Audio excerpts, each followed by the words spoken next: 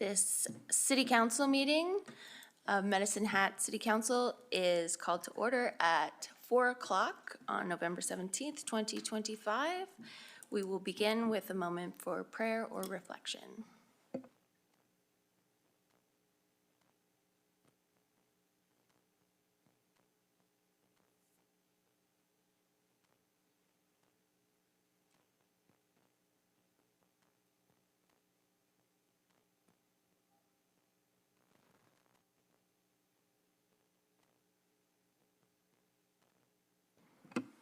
The City of Medicine Hat acknowledges that we live and work on treaty territory. The city pays respect to all Indigenous peoples and honors their past, present, and future. We recognize and respect their cultural heritages and relationships to the land. Adoption of previous council meeting minutes. We have the regular council meeting minutes of November 10th, 2025. Any errors or omissions? Any objections? Seeing none, the minutes of the November 10th, 2025 regular council meeting are adopted as presented for the corporate record. Adoption of the agenda. Councillor Pfaff has an amendment. Yes, I'd like to make an amendment to go into closed session immediately after the presentation from the Women's Shelter. So we would be moving. Yeah, to just past 8.1. So I guess this would be the new, closed would be just before 9. So moving 14 to after number 8, the delegations. Okay.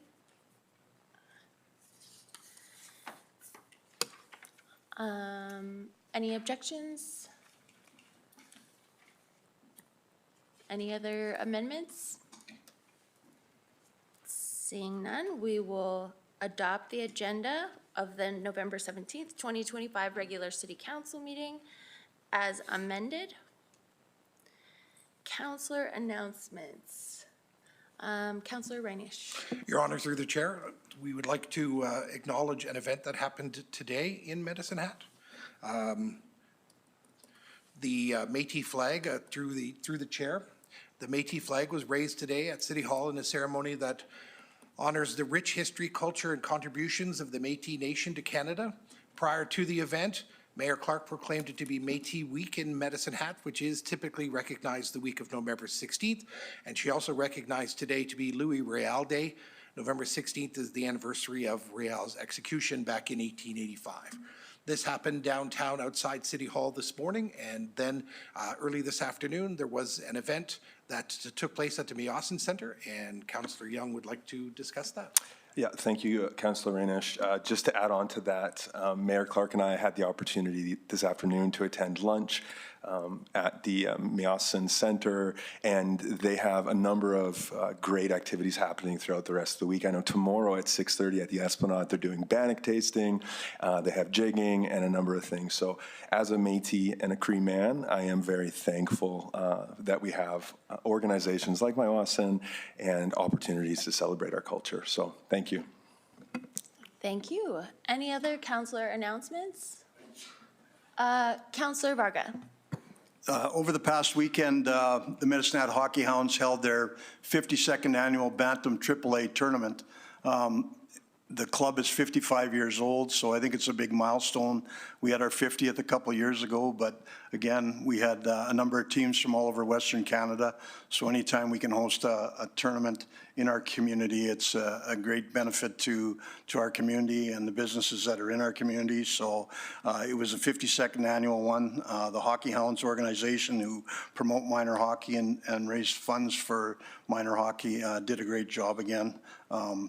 I wasn't at the final game, but I think Pilot Mound out of Winnipeg, I believe, won the tournament. So again, we're going for number 53 next year. So being a proud member of the Medicine Hat Hockey Hounds as a life member, I thought it was important that we say good things about the Hockey Hounds who promote minor hockey in our community. So thank you. Thank you, Councillor Varga. Any other councillor announcements? All right. Seeing none, we'll move on to the consent agenda. So the consent agenda items are in item 7. So there are 9 items. I'm going to ask if anyone would like to pull one of those items for discussion. The rest of the items that are not pulled, we can approve as a group. So if anyone has any of the items that they would like to pull for discussion, please let me know. Okay, seeing none, I would request a motion that council adopts the consent agenda items as presented. So move. Seconded. Thank you very much. We will vote on that motion.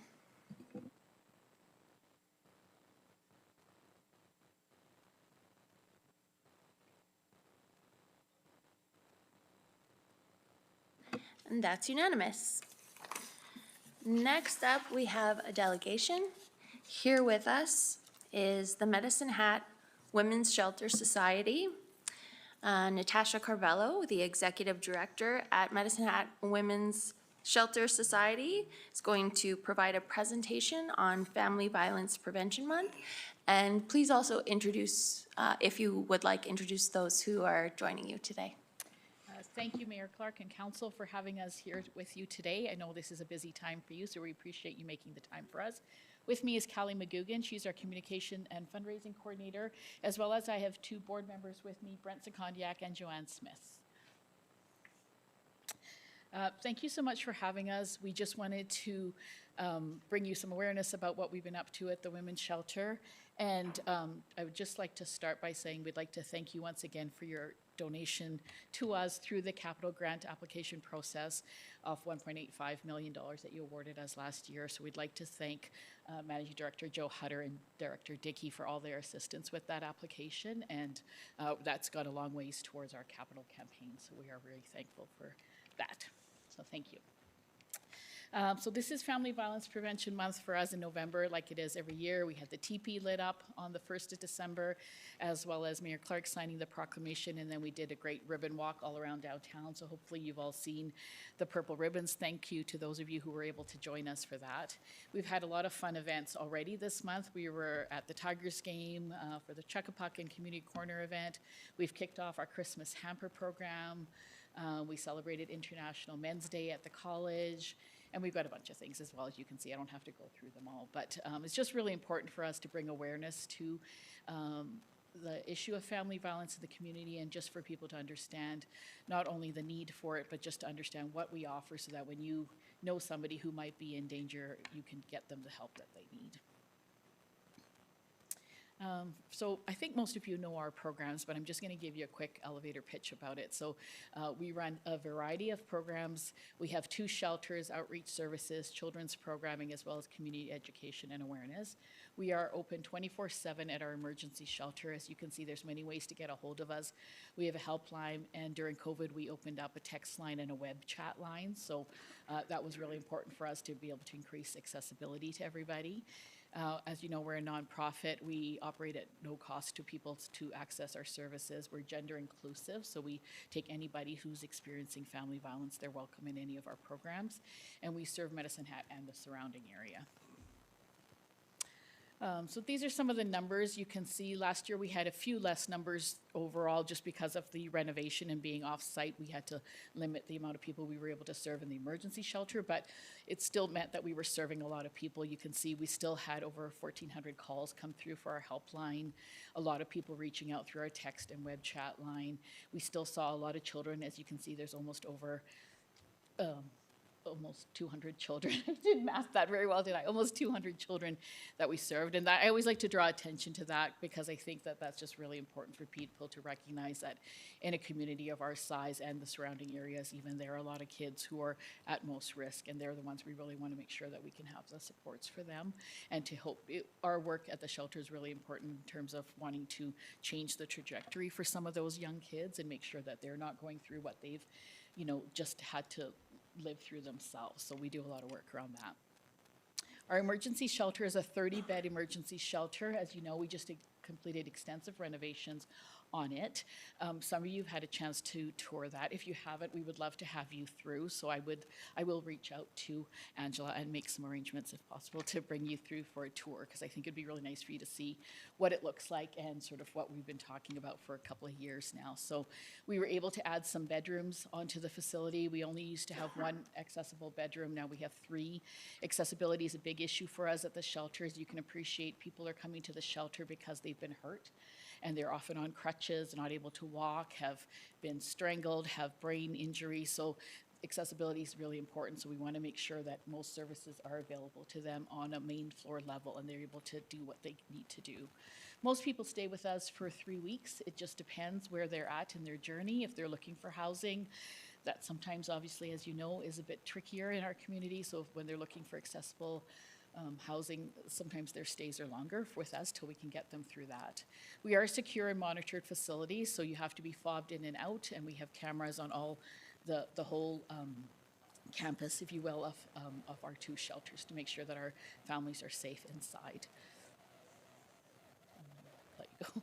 These are some of the pictures that show the new renovation. If you remember, one of the things we were really talking about in our grant application as well is the ability to be able to offer dignity to families by providing them with a bathroom in each of the bedrooms. We were talking about how it's just about basic human needs, and all we really wanted to provide for them was an ability to come into shelter when you're in crisis, give your kids a bath and put them to sleep. And in the middle of the night, if you needed a washroom or you needed those facilities, you had them. So that was something we were able to do with the monies and with the dollars we received. So that's been really wonderful. So we really freshened up the facility. It was a 25-year-old building, so we really wanted to make it less institutional and much more just fun. So we worked with FWBA. They were great architects to work with, and so these are some of the outdoor shots of it. So you can see our playground, our daycare, and some of the common areas around that. Musasa House, which is our second stage shelter, is also on the same lot, and that is the only second stage shelter south of Calgary still. And so we do see a lot of families coming through, not only from Medicine Hat, but from the surrounding areas wanting that. The reason that that is more appealing to some families is that you can live there for up to a year. So families, when they arrive, can have their own townhouse unit. You can see in that top picture, it's a row of 9 townhouses, and they're 2-story, 3-bedroom townhouses. So we can fit quite a different kind of configuration of families depending on what the need is. But more importantly, they have their own space, so they can come in and lock the doors and, you know, have all that space. And really giving people that much more time. They stay with us for about a year. Just gives them the time to get back on the feet and make sure that they're being able to make choices they want to make, not just because of urgency or lack of time. And if you can appreciate at the shelter, you know, you're not there very long. It's a crisis shelter, so you're just sort of dealing with your basic needs and getting things sorted out. When you come to the second stage shelter, you can then figure out things like, what does that look like if you're going on as a single parent? And do you need upgrading with schooling? And do you need to find a job? What about schools for your kids? So all those things that all of us deal with, but, you know, in a space where they're safe and able to really focus on that. Outreach services, we used to have those off-site at the Ridge Professional Building, and we've been able to bring them back to the main building now, which is wonderful, because then those families, when they come for appointments, can access the daycare on site, they can access the donations, they can come into shelter if that's what they need to and talk to a shelter worker. Our outreach program is a great partnership with the Medicine Hat Police Service. We've done that program, the acronym is SFIT, for over 10 years now. And it's been a really wonderful program to make sure that we're accessing families who don't necessarily come to the shelter, but still need the support. That people who've been experienced domestic violence, when the police attend and they attend because of a domestic, that they're reaching out and we're making sure that they're still getting the help they need. With that program is another program that we have for people who are wanting to look at their abusive behaviors. I don't want to just say it's just for the men, it's for anybody who wants to change their abusive behaviors, and so that's the Time for Change program, and we've had great success with people wanting to partake in that as well. And as I said, our children's program is really important to me, to all of us, because we really believe that, you know, children there but for the grace of God go I, are they in these situations? And so they're innocent and they have, you know, are growing up in these really crisis, trauma-filled environments, and we know that it affects brain development, and we know that it affects so many things for their future success. So we want to be able to get in and do some early intervention with them as soon as possible. So we offer one-to-one support. Anytime a child arrives at a shelter with their parent would receive support as well as the child would receive support. We have group programming or individual programming. We do safety planning with them as well. In the summertime, we offer a day camp that they can attend where they can have some fun activities that those kids don't often get a chance to do, but also it's coupled with some education. And as well as we have a daycare on site, it's a fully licensed daycare and it's available to anyone who attends any of our programs or services. So that's a really wonderful offering as well for moms who need to maybe go to court or do legal appointments or attend counseling appointments. They know they have a safe place to leave their children. So I just wanted to give you an update on our capital campaign. When we launched it in September 2023, it was an $8.5 million project. We had $2 million that had been set aside by the board over the years towards that project. So we had a $6.5 million fundraising goal. And so with the help of the city and the county and all the other programs and people we've been asking for money for, we have brought it down to $2 million. So we're really happy about that. And so we're continuing to work on that and make sure that that still goes smoothly. But the renovation is totally complete and everybody's back on site and everything is operating at full capacity again. So it's really wonderful. So we're not asking you for any money, but we are asking you to just remember to please continue to advocate for us. That would be my only ask for you, is when you're sitting at those municipal and provincial tables and federal tables and all the things you go to, that sometimes we do get forgotten about. There's a lot of shelters. There's over 44 shelters in this province alone. And so I think it's just great for ministers to hear about the great work that we're doing and the partnership that we have with the city. And I think that sometimes really goes a long way. For those of you who attended the grand opening, you saw that we had the premier and a couple of ministers down, and that was really wonderful to be able to show that partnership and that support. And that really goes a long way. So my last slide. Thank you. I would take questions if anybody had any. Thank you very much. Does anyone have any questions or comments in relation to the presentation? Councillor Clugston. Through the chair, I do know that from experience, it is difficult to fundraise once the project is complete. How are you going to go about that? Everybody will get on board when you're trying to build a project, but once it's done. Yeah, and that's sort of why I was a little panicked and pushing hard while we were out, because that was exactly it. I was worried that people would kind of forget about us once we got back into the project. So through the chair, thank you.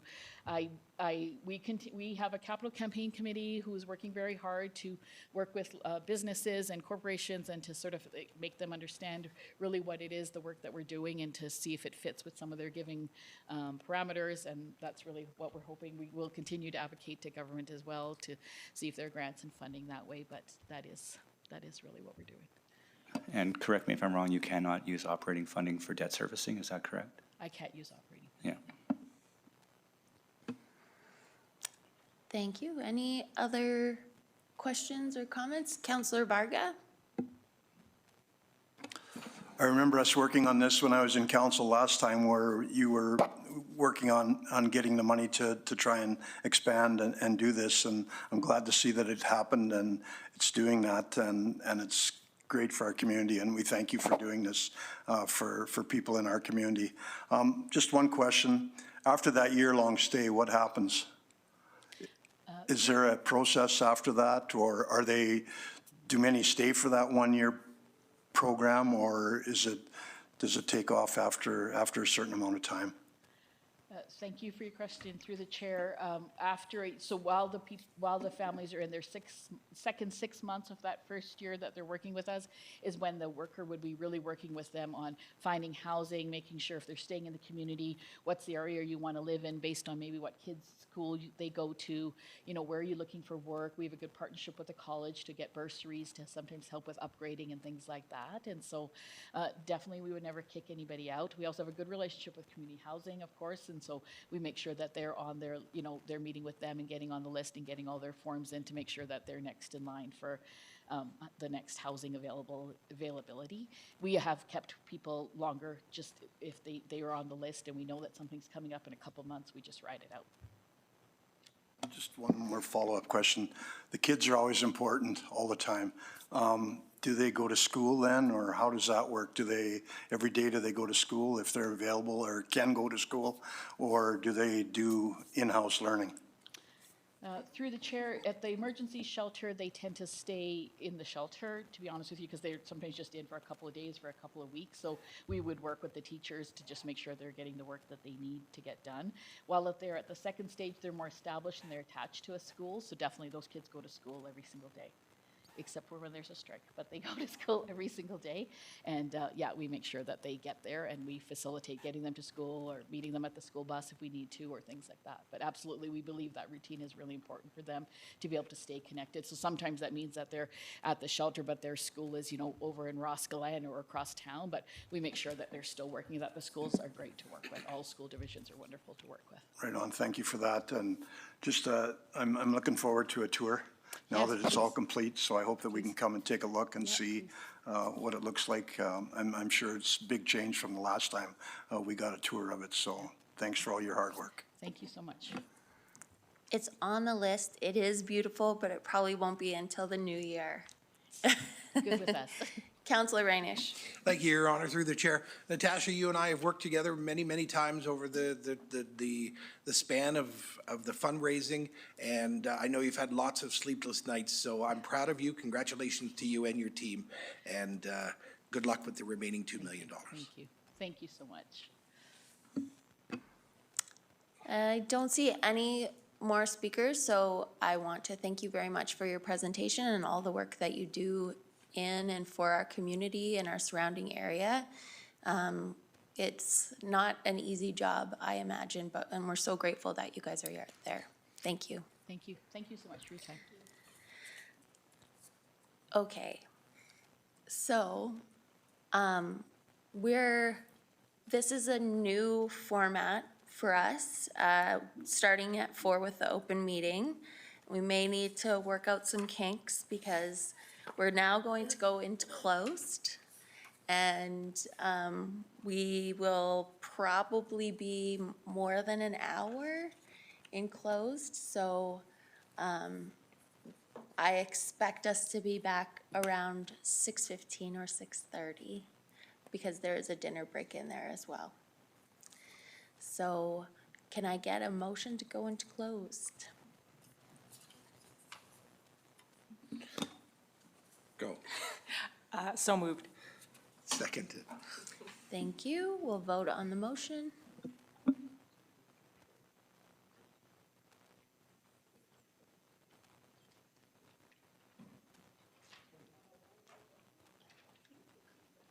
Stu?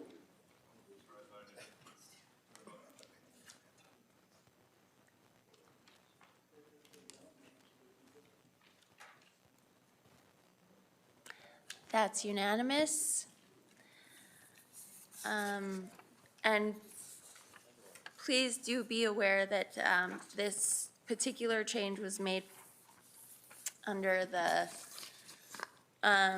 recommendation of the inspector, and I think there's an interest in this council reviewing this particular format of going into open and then breaking, because it's seems quite inconvenient for people. So we will go into closed and be back in about 6:30.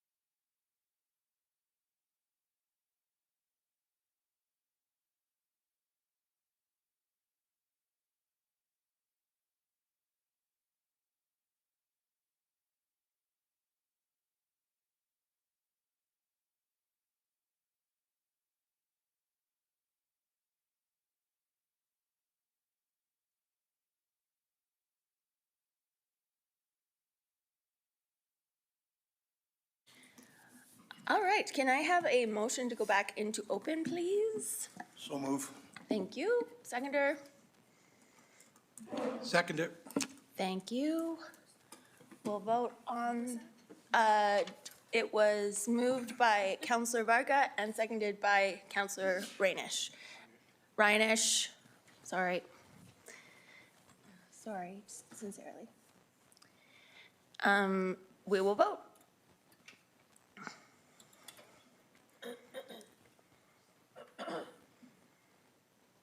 That's unanimous. Next item on the agenda is the tri-annual management report for the period and, oh, my apologies. 9.1, unfinished business, council member appointment to Palliser Economic Partnership. So we have the opportunity to appoint 2 people to Palliser Economic Partnership. We only appointed 1. So I am recommending that we add Counselor Pfaff to the Palliser Economic Partnership. Can I have a motion regarding the same? So move. Thank you. Seconder? Second. Thank you. Any discussion? Seeing none, we'll vote on the motion.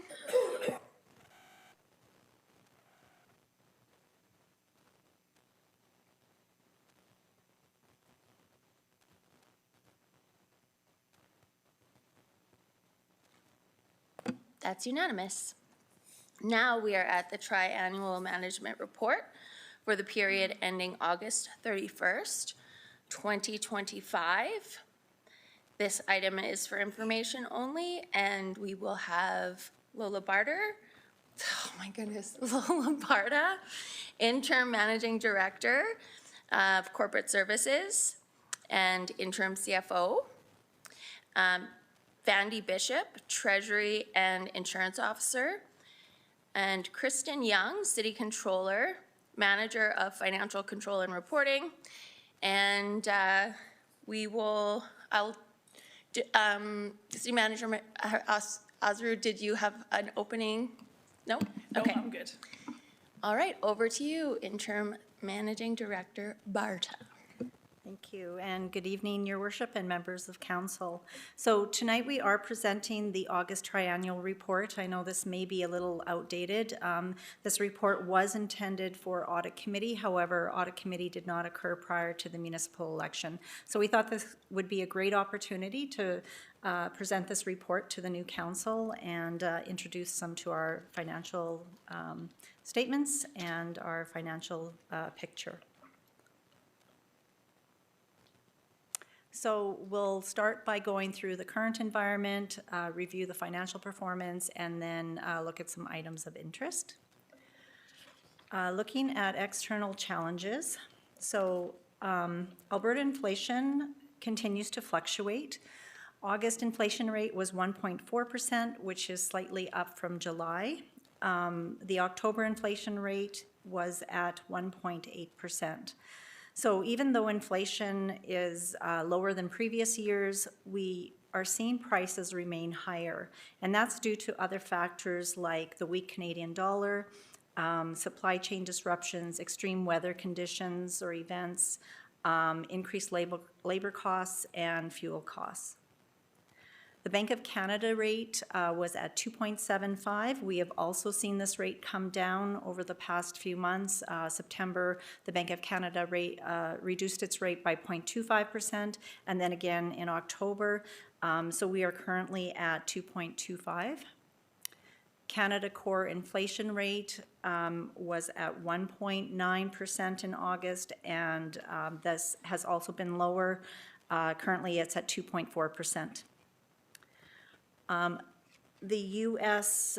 Increased tariffs from 25% to 35% effective August 1st.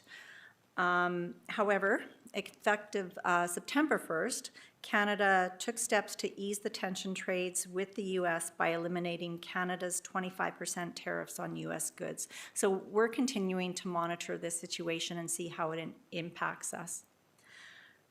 So just a general statement that inflation, tariffs, the weakening dollar All of these items have an impact on costs that we provide to the community. Commodity prices, so you can see by this chart that commodity prices are volatile. The price forecast for 2025 is expected to be lower than budget. So we had a budget of $53 per megawatt hour. We're forecasting this to be around $43, $44 per megawatt by the end of the year. Electric generation is projected to have positive earnings despite the decline in commodity prices. So that is good news there. Interim Director Barda. Yes. I feel like I ask you this every year, so I apologize. But with the lower market forecast for electricity, that means our earnings are going to be lower, but doesn't low electricity rates, or don't low electricity rates also have benefits for us in our community in terms of, like, everything takes electricity to power, and we're then paying a lower rate for that electricity? I know it's probably not a one-to-one, but is there some ratio there?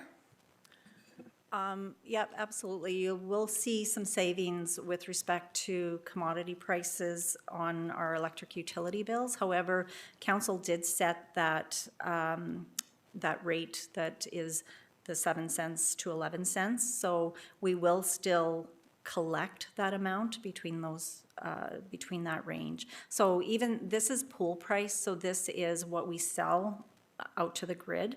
It's not necessarily what we take in as through our fixed rates or Yes. that we charge our residents. I sorry. guess my question is more like low electricity prices have economic benefits. Is that generally can the I- case? I will maybe just pass it over to Managing Director Pancoast.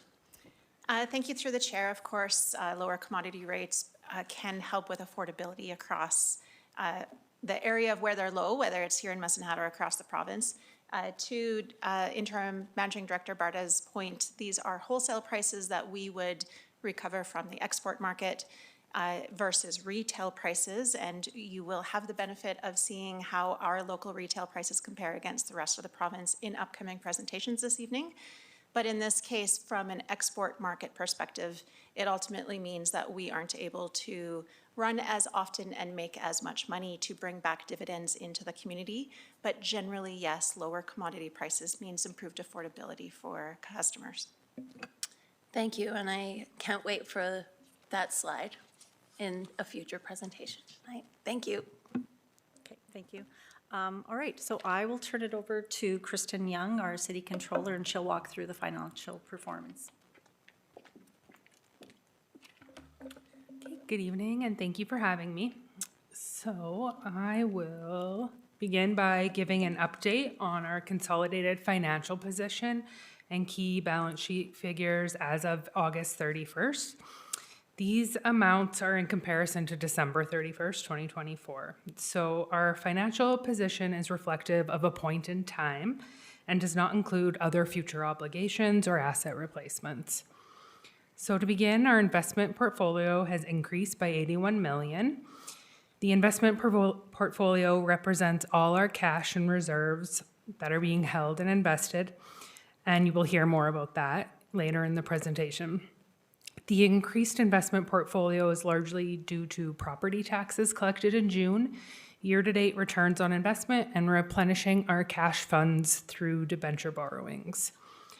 Debt has increased by 53 million due to debenture borrowing received at the end of April 30th, net of debenture payments made in the year.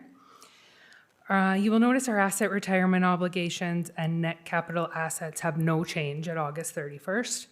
These are adjustments we only prepare at year end.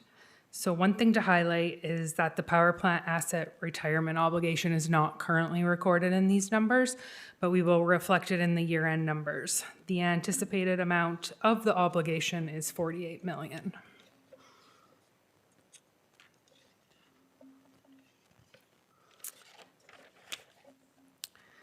So the operating performance of the municipal business unit at August 31st reflects a surplus of 36.3 million, which is favorable when compared to budget of a budgeted surplus of 32.2 million.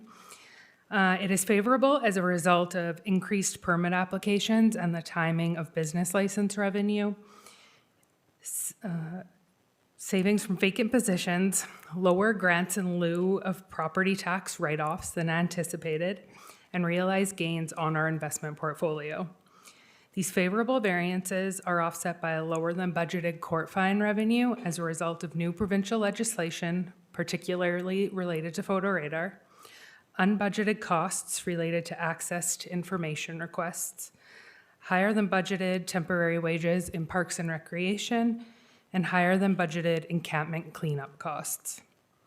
The 2025 municipal budget gap is 11.1 million.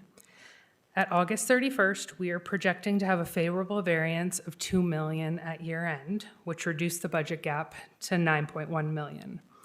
The reason for this is mainly due to higher than budgeted investment returns due to a better performance of our investment portfolio. The favorable variance is offset by the continued effects of lower court fine revenue, the anticipated settlement of fire and emergency services union contracts above budget, and less than budgeted back check revenue in police and 911 as a result of other municipalities in Alberta now providing these services. These trends have continued into September, and we're now projecting a favorable variance of 2.9 million, which has reduced the budget gap from 11.1 to 8.2 million. The reason for the change is mainly due to savings in fleet and facilities expenses due to less fuel usage and lower than budgeted fuel prices as a result of the federal government's elimination of the carbon tax levy, less overtime costs in fire and emergency services, and additional revenue in planning and development for engineering and safety codes, and in parks and recreation related to increased facility rentals and campground usage.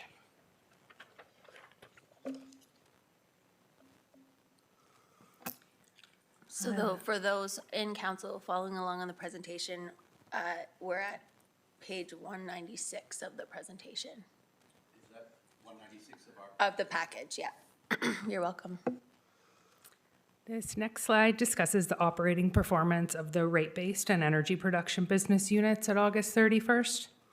So just a refresher that rate-based utilities refers to our utility business units, which include gas and electric distribution, environmental utilities, which are comprised of water, sewer, and solid waste. Rate-based utilities have a higher than budgeted surplus of 3.9 million and are projected to be 1.7 million higher than budget at year end.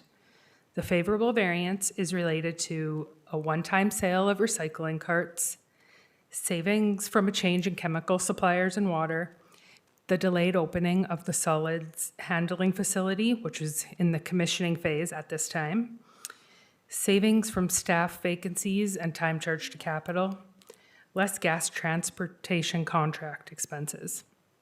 These cost savings are offset by unbudgeted maintenance expenses in water for a clarifier that is out of service and lower revenue in solid waste due to an extension for emission offsets not being approved beyond 2024 for the current solids handling facility. At September 30th, the rate-based numbers have remained consistent with a to-date surplus, which is favorable by 3.8 million, and a projected surplus to year-end, which is favorable by 1.8 million. Now to energy production, which refers to our gas and electric production. Energy production at August 31st was lower than budget by 600,000 and forecasted to be 800,000 unfavorable at year end. The unfavorable variance is due to the commodity volatility in Alberta, including lower than budget electricity commodity prices for sales to the power pool and lower gas commodity pricing in an oversupplied market. At September 30th, these numbers have had a slight improvement, resulting in a current favorable variance of 1.9 million and a projected favorable variance of 3.3 million. This is mainly due to increased pool prices in September, which are anticipated to continue through the remainder of the year. free cash flow, which is the cash generated after taking into consideration cash outflows that support operations and maintain capital assets, are projected to be 15 million to reserves at year end. This is a positive impact from what was budgeted and is mainly a result of sewer needing less free cash flow to sustain operations and solid waste being able to contribute slightly more. Can you just explain why lower gas commodity pricing is an unfavorable condition for us?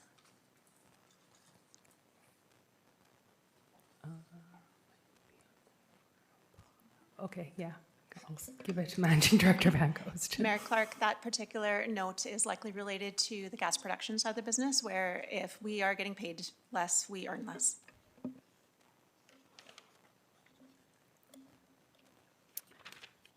Okay, so capital spending. The approved open capital projects have a total budget of 748 million. It is important to note this includes the current year approved capital as well as prior year carry forward projects. Amounts spent and committed to August 31st on these projects totaled 415 million, and a further spending of 269 million is projected. The total spend on approved projects is expected to be lower than budget by 64 million at August 31st. It is important to note that this is an estimate right now and could change by year end. If funds are not used, they will be returned to their funding sources. The 64 million favorable variance is largely due to lower gas production abandonment costs and the completion of Clear Horizon.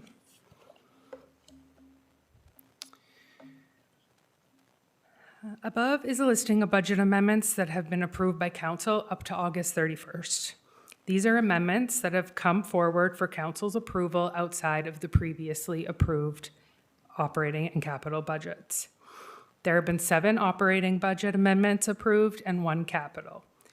It is important to be aware that every time an amendment is made, it is likely that there will be a tax impact due to the effect on increasing the use of operating funds or the use of investments to fund these. These amendments have had an overall tax impact of 0.21%. Included in the 7 operating budget amendments are 3 in which grant funding has been received to offset costs.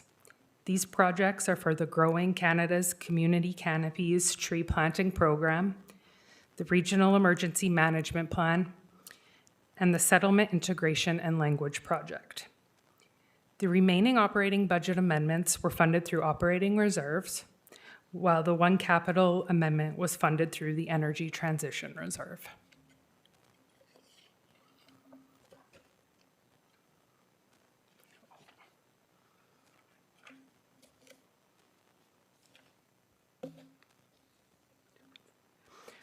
So as per our organization administration bylaw, the city manager is allowed to reallocate funds within the approved operating and capital budgets and change funding sources on projects.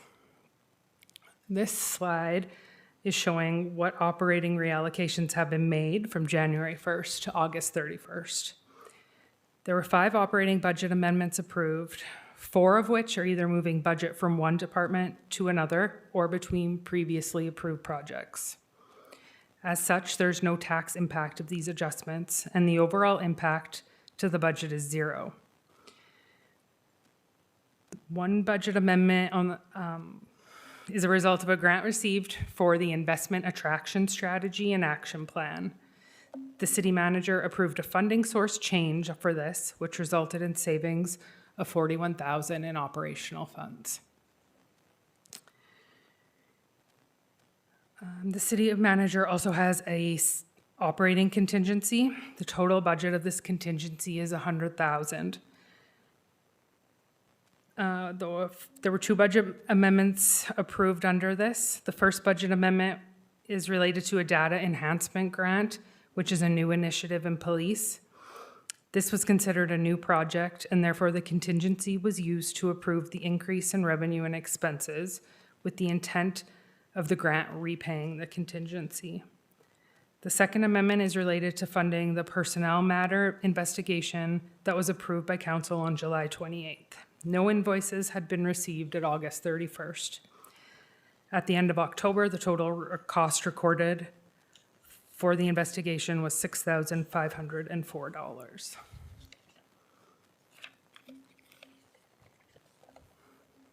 The city manager is also allowed to approve capital budget reallocations. There were 6 capital budget amendments approved from January 1st to August 31st. 2 of these amendments are funding source changes related to grant funding that had been received for previously approved projects. By approving the use of this grant funding rather than operating reserves, the city has saved $2.6 million. 3 of the briefing notes are related to moving previously approved amounts between projects in departments or to other previously approved projects and therefore have a 0 net effect. Per the budget amendment policy, the city manager is permitted to approve power plant critical infrastructure budget amendments, which are an increase to the electric generation capital budget. There has been 1 amendment in 2025, which was related to critical turbine repairs. These costs were funded through working capital. Also to note, there are 2 capital budgets that can be used to approve new projects: the city manager capital contingency of $500,000 and the capital grant contingency of $500,000. Neither of these have been utilized in 2025.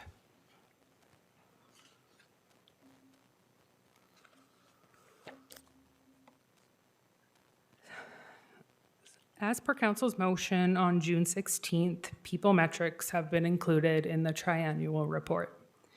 The pie chart on the left breaks out the total headcount by employment type. Employment type definitions can be found in the summary report in your package. The summary report also goes into more detail about which union and non-union each of the employment types fall. The total headcount at August 31st is 1,590. It is prudent to note that full-time equivalent and headcount are not the same thing. Total headcount refers to the total number of individuals employed by the organization, which includes both permanent and temporary employees. Full-time equivalents, or FTEs, is a measure that standardizes employee workload into the equivalent of full-time positions. FTEs combine both part-time and full-time workers' hours to determine how many full-time employees it would take to meet staffing needs. Therefore, several individuals could make up 1 FTE. Given the complexity of this metric, the city continues to work on a process to report on FTEs. At August 31st, 9 severance payments have either been made or agreed upon, totaling $1.1 million. 42 bonus payments have also been made with a cumulative total of $532,000. These bonus payments were made in 2025 and based on 2024 metrics. These payments have been paid through the energy operating funds. Councillor Young.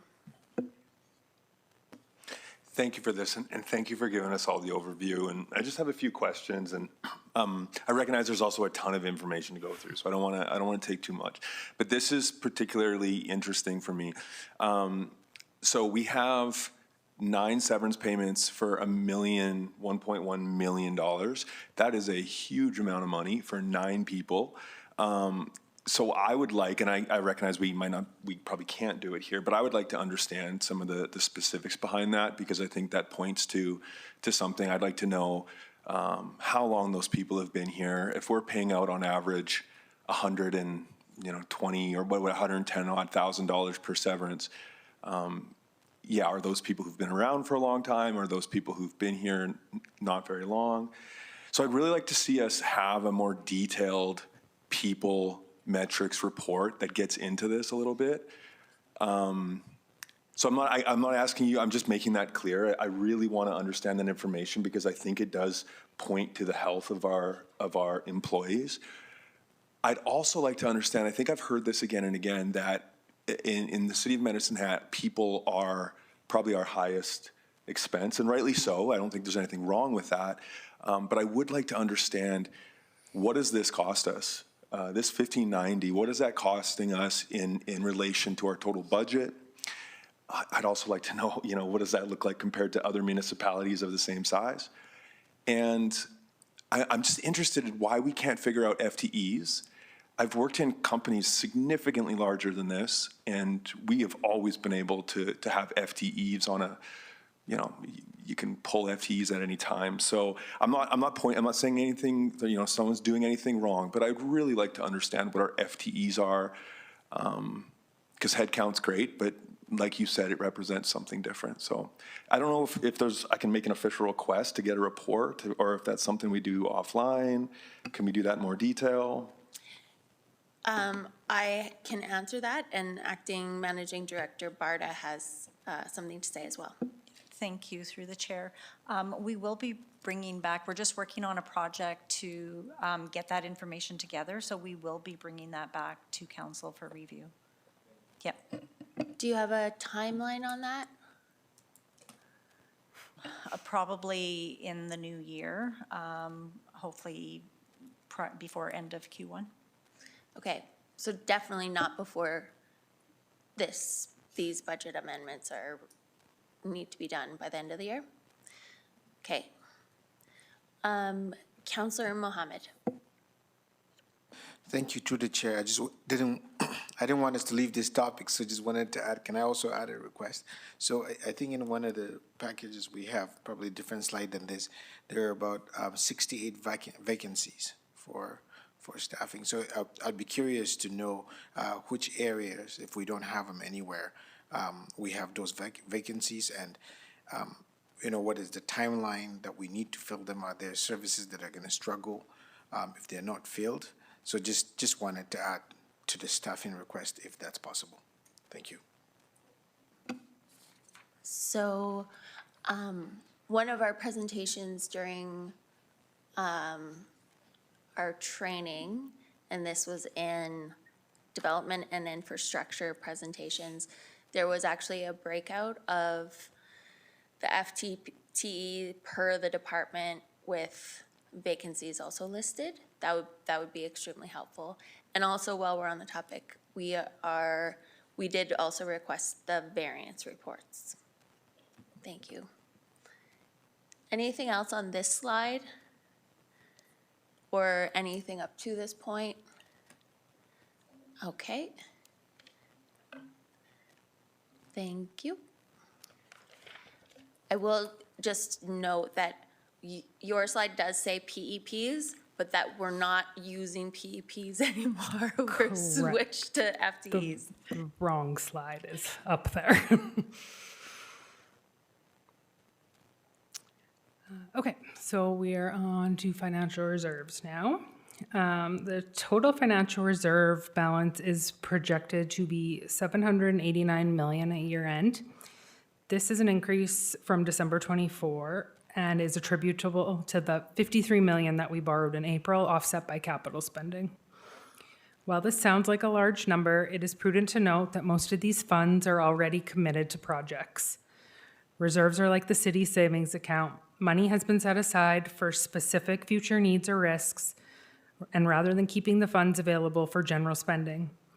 Many of our reserves don't fully cover the future costs they were created for, and others are restricted by policy, bylaw, or legislation. Previously, I had discussed asset retirement obligations anticipated to be close to $186 million at year end. As you can see, we only have $79 million restricted for these obligations. Energy transition costs are unknown at this time. However, we know $79 million will not cover the costs to transition to net zero. Capital reserves currently have a balance of $192 million. However, as previously discussed, we are forecasted to spend $269 million on current approved projects. The projected capital reserve balance above does not include amounts for anything beyond the 2025 approved capital. Operating reserves are projected to have a balance of $35 million at year end, which includes the funding for our budget gap. If the budget gap continues to remain steady, this will deplete this reserve in less than 4 years. The Medicine Hat Endowment Fund is projected to be $211 million at year end. As per bylaw 4827, we're only approved to withdraw investment earnings above Alberta CPI. The 2025 and 2026 budgets include a transfer from this reserve of $5 million in each year, which meets the first objective of the reserve regarding financial sustainability.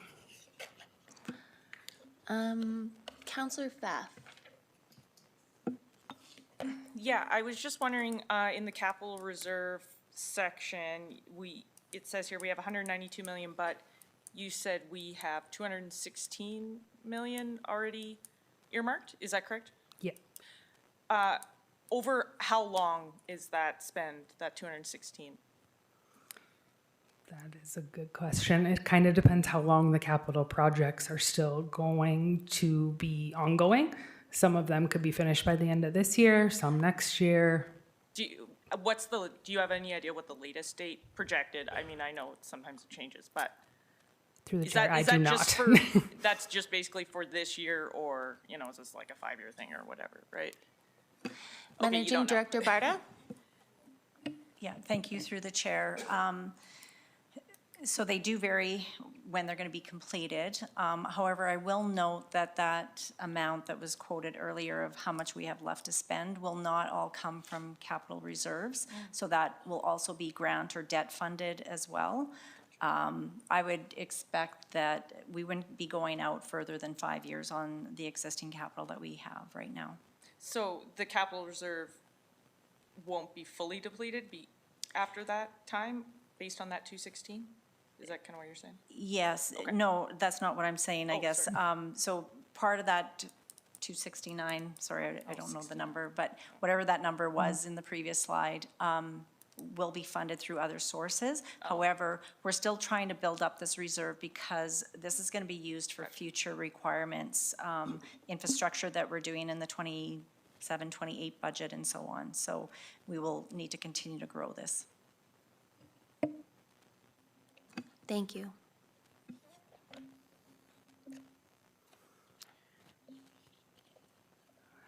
So many individuals ask the question, if we have reserve money, why are we not using it now to offset increases, for example, property taxes?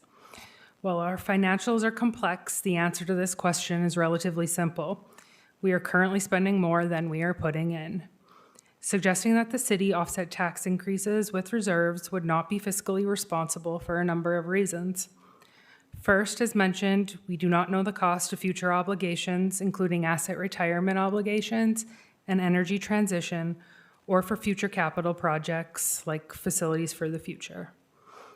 In addition, cash inflows like dividends or free cash flow from the rate-based and energy production business units continue to decline as commodity prices drop. There's no indication of prices rebounding to levels we saw in prior years. Less money coming in to offset our obligations results in declining reserve balances and therefore less cash to invest. Less cash to invest means decreasing investment returns.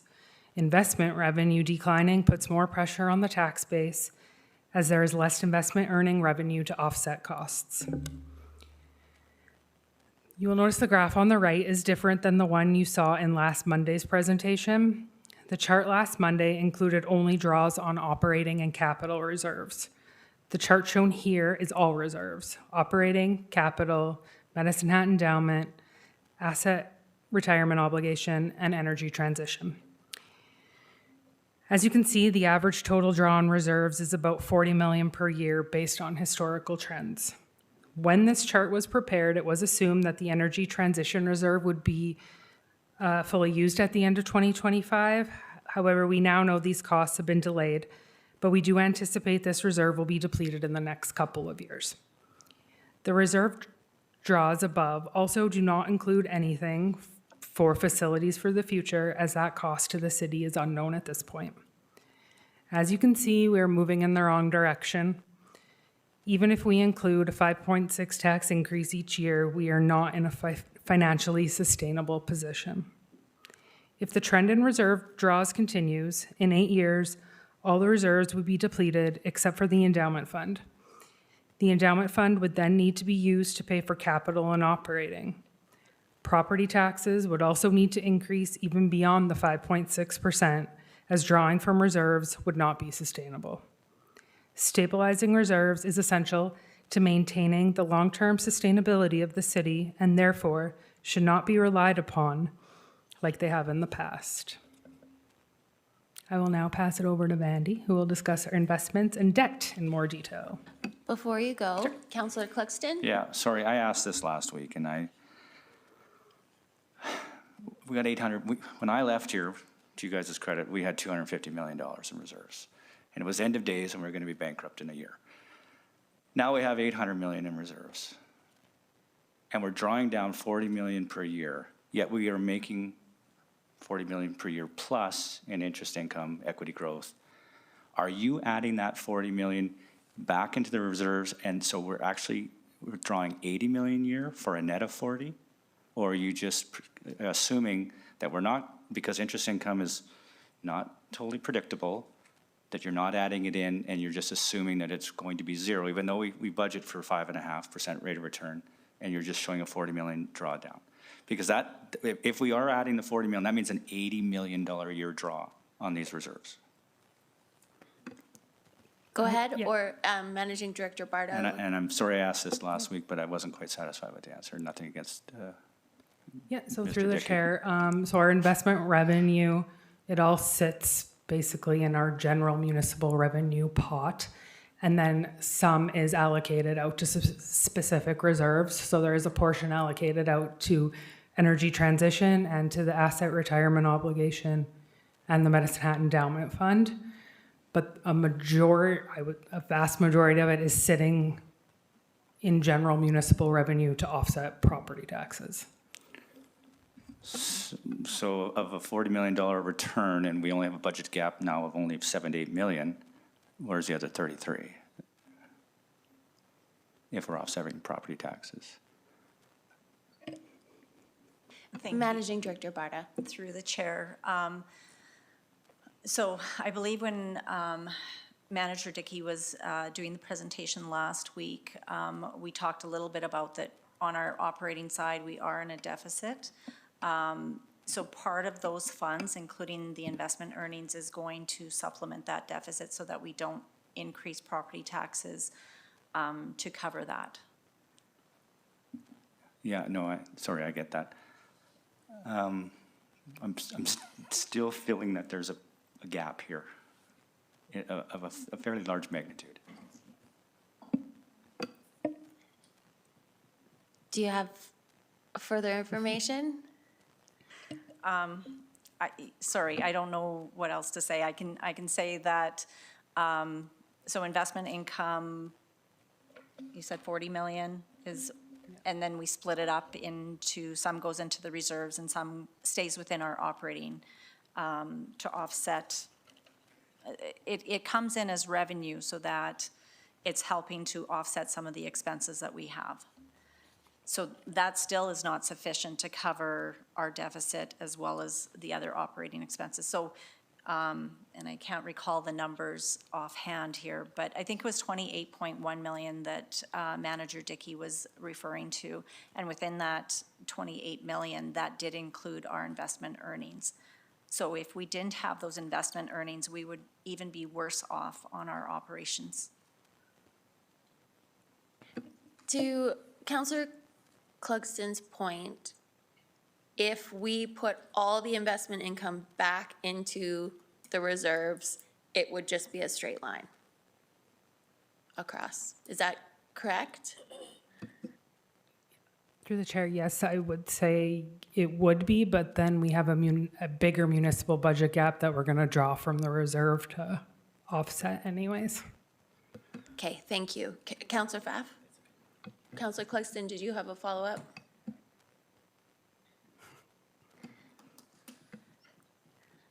Okay, well, when you think of it. Councillor Pfaff?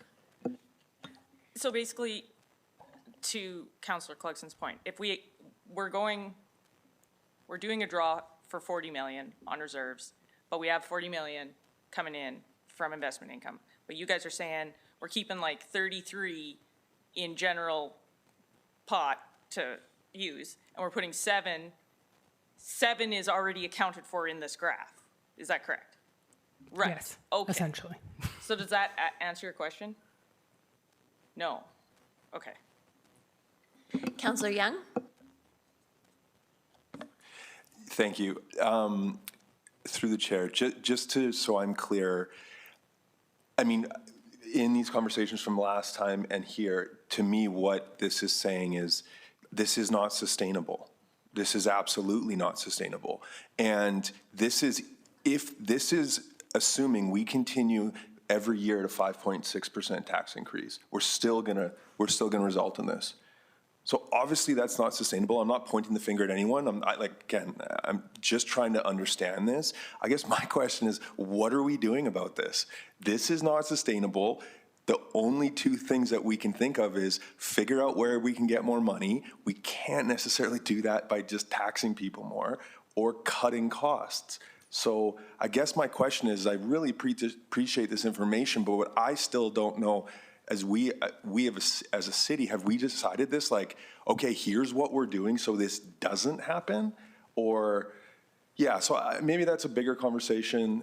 Councillor Clugston, I'd love to chat with you more about this offline, but it just seems like this is a big deal, and I'm not quite sure what we're doing about it. So, and maybe it looks like a bigger deal to me, but would just love to get some people's perspective. Yeah, I think to Counselor Clugston's point that when 4 years ago, 5 years ago, the reserve was much smaller and the story was the same. So there does seem to be like a disconnect in terms of how we're understanding our financial outlook. Go ahead. Thank you. That's exactly what I was trying to get at. When I was here, it was 200 million, 250. 5% of that is $10 million a year in interest income. Now all of a sudden we've got 40. That's a $30 million delta in 4 years. Yet somehow we're going under in 10. And yet we've got this increase of a delta of $30 million more in interest income. And I know that you guys haven't in the last 4 years spent that much more money on an annual basis, or you actually haven't increased the capital budget that much in the last 4 years. Basically, I mean, you haven't spent very much money on capital in the last 4 years, and there's been no municipal construction other than infrastructure upgrades. I mean, we used to build finer centers and leisure centers and event centers, and those were all paid for in cash out of these reserves. And yet now we have 3 times as much reserves, and we're running out of money. So I'm just having trouble understanding. Managing Director Barta. Thank you.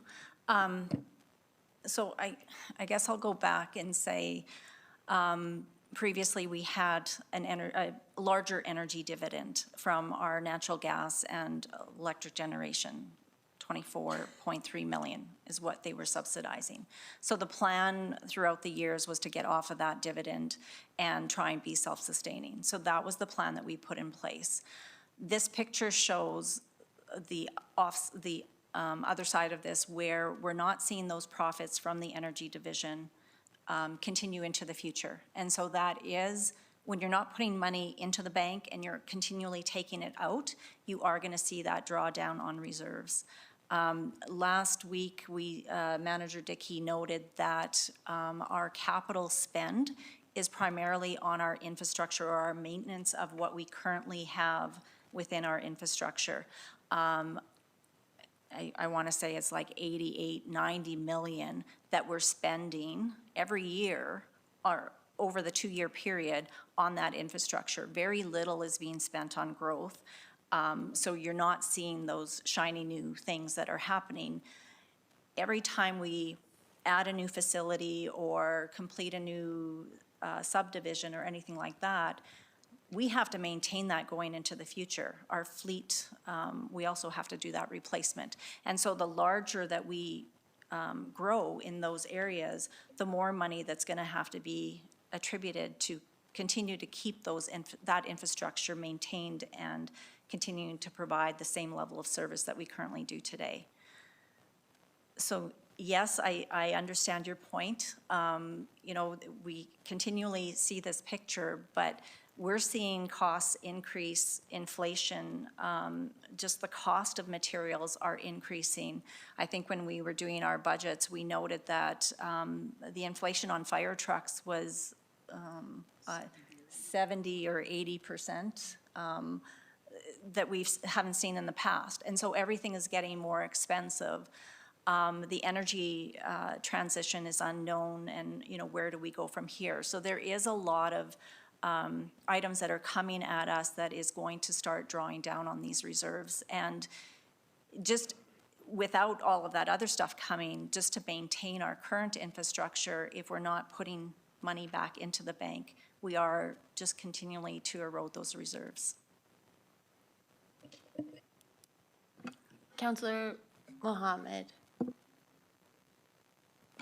Well, I just wonder if this is a conversation for another day, through the chair.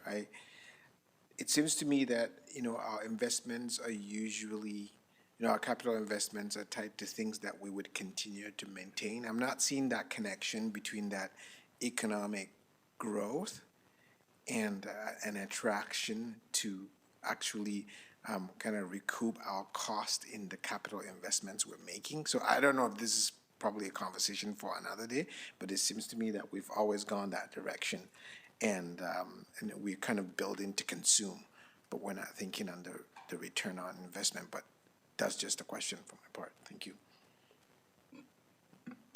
Go ahead. Yeah, thank you.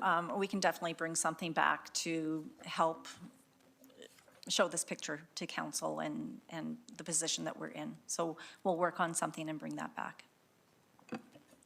Thank you very much. And I think you were transferring over to Vandy.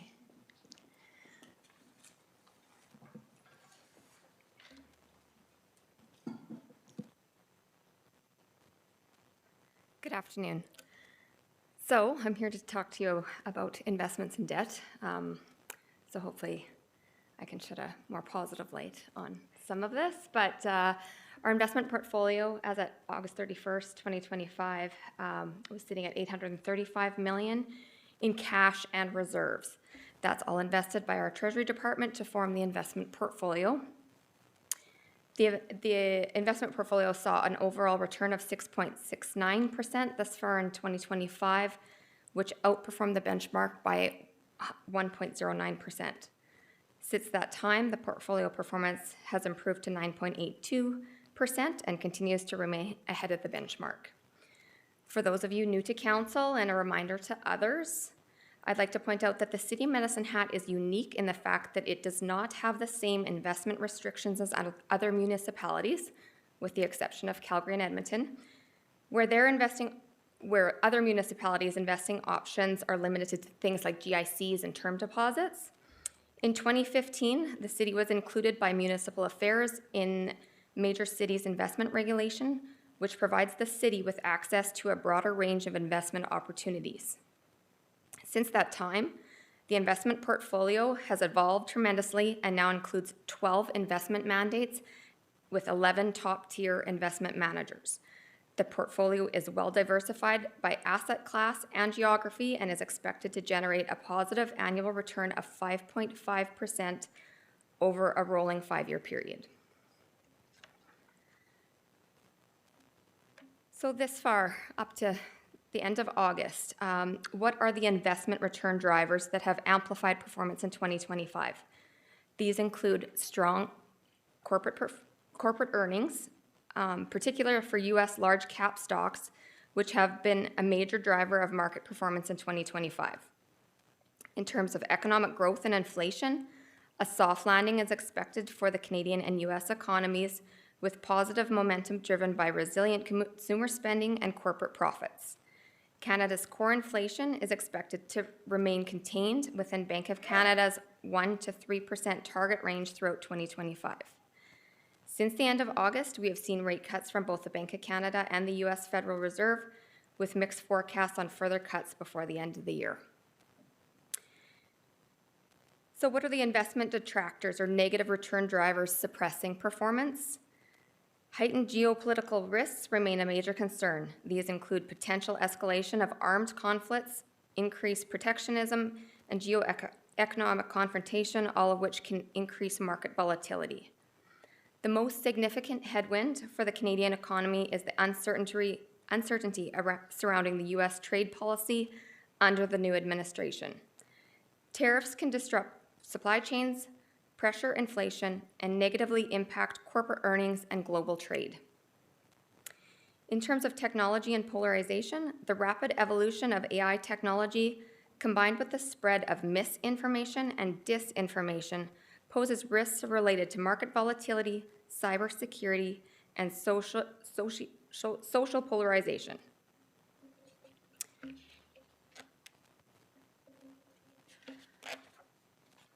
So our investment portfolio overview.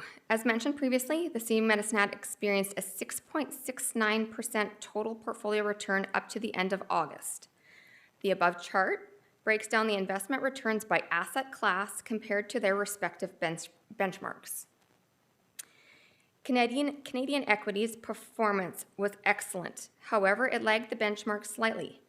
This is solely the result of a lower allocation to gold than what the benchmark had. Global equities were led by surging U.S. stocks and even stronger performance for international equities. Commercial mortgages and then working capital, a few down, have both continued to provide steady positive performance, outperforming their relative benchmarks. Fixed income bonds are regaining appeal due to the Bank of Canada lowering its policy rates.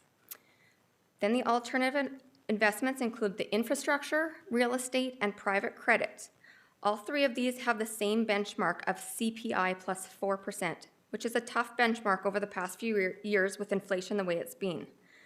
Further to this, performance reporting is received on a quarter lag, so the results shown here for these three allocations are reflective of the Q2 2025 reporting. While all three asset classes lagged the benchmark here, I can now advise that performance has improved and all three have now surpassed the benchmark performance up to the end of September. Thank you. I know we have an investment policy that says how we're supposed to invest. Is 6%, is a target ROI of 6% modest? Like, is it conservative? Are we a municipality who is fairly risk averse and therefore we're targeting safer investments? Because, I mean, 9 or 10 might be, like a corporation might expect that. I'm just wondering why 6? Great question. And yes, I'm happy to answer that. So most municipalities invest in GICs and term deposits. So their interest earnings is quite small. Basically what you can get on a savings account, or 2% maybe is their hope. With our investment policy, we have to look at risk versus return. One of the reasons we were granted as a member of the investment regulation was because of our risk tolerance. The City of Medicine Hat has exposure to commodities. We have had for many years, and so we are prepared for some of these volatile periods. The investment market is no different. There's boom and bust cycles. So we are looking, throughout the 1 year, you can see in April when the tariffs were announced, things crashed and then rebounded within the month, right? So we are really conscious of what risk tolerance are we acceptable, what's acceptable for our municipality, and what return can we get. And so it's balancing that. So yeah, we have a third-party study done that we have had that has given us different options. And so we have within our investment policy ranges that we have set so that we are conscious of that. And of course, that can always be reviewed should things change over time. I've read the policy, I just can't remember. Is the risk assessed on our overall portfolio Or on each, okay, overall portfolio? Okay. Absolutely, Thank yes. you. Because we have some of our mandates are a little bit higher risk, some are lower risk, looking at liquidity. Some are a long tail investment, some are short. Obviously, our working capital, we can pull out at any time. Some of them we're kind of locked in for up to 7 years before we can start pulling the capital back out. Thank you. Okay, moving on to debt. I just have one slide for this. The City of Medicine Hat utilizes debt to finance a portion of its capital program. Outstanding debt as of August 2025 was $452 million, consisting of long-term debt, letters of credit, credit card debt, and loan guarantees, with an overall debt-to-revenue percentage of 53%. The use of debt is closely monitored to ensure that the city remains within Municipal Government Act regulations. The legislated limit within the MGA for the City of Medicine Hat is 100% of 2 times revenue.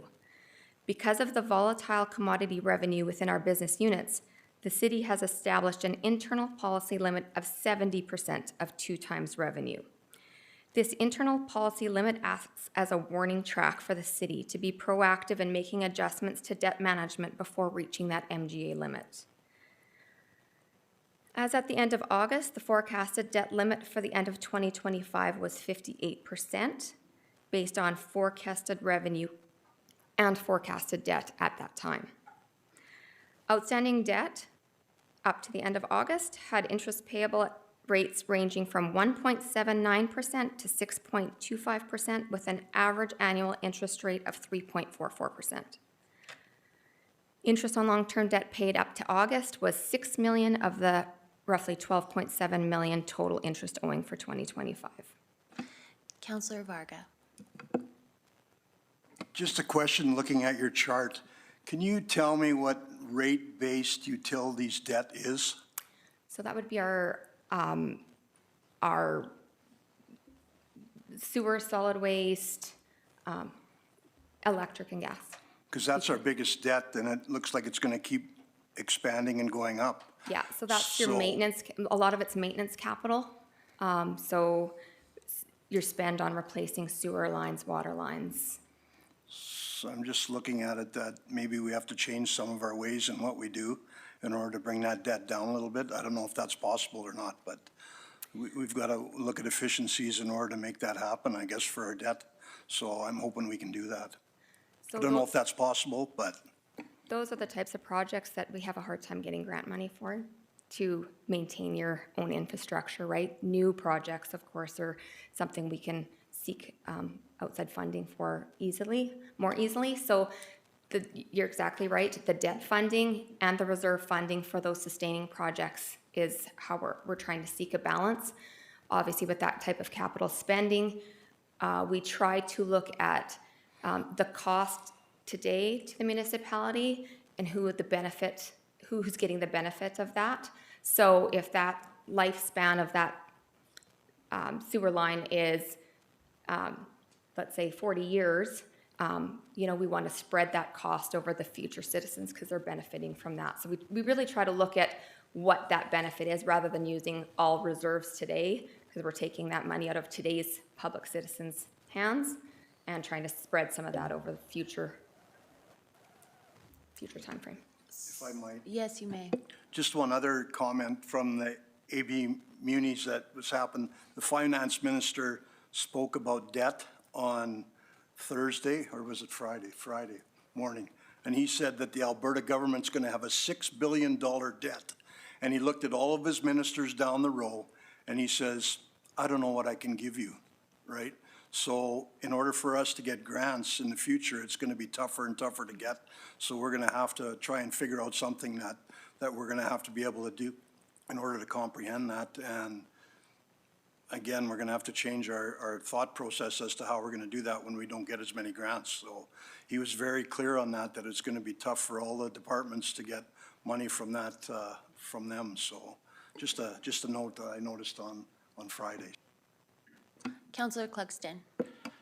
So through the chair to Councillor Varga, and traditionally it's been the policy of the city to accumulate most of the debt in the rate-paying utilities because they're supported by rate-paying, and of course, you're allowed a regulated rate of return, and so it's not tax-funded. Whereas, as it was mentioned, we can get grants in the tax-funded side. So you try to put all your debt on the rate utilities, and that's why you see that as the largest bar.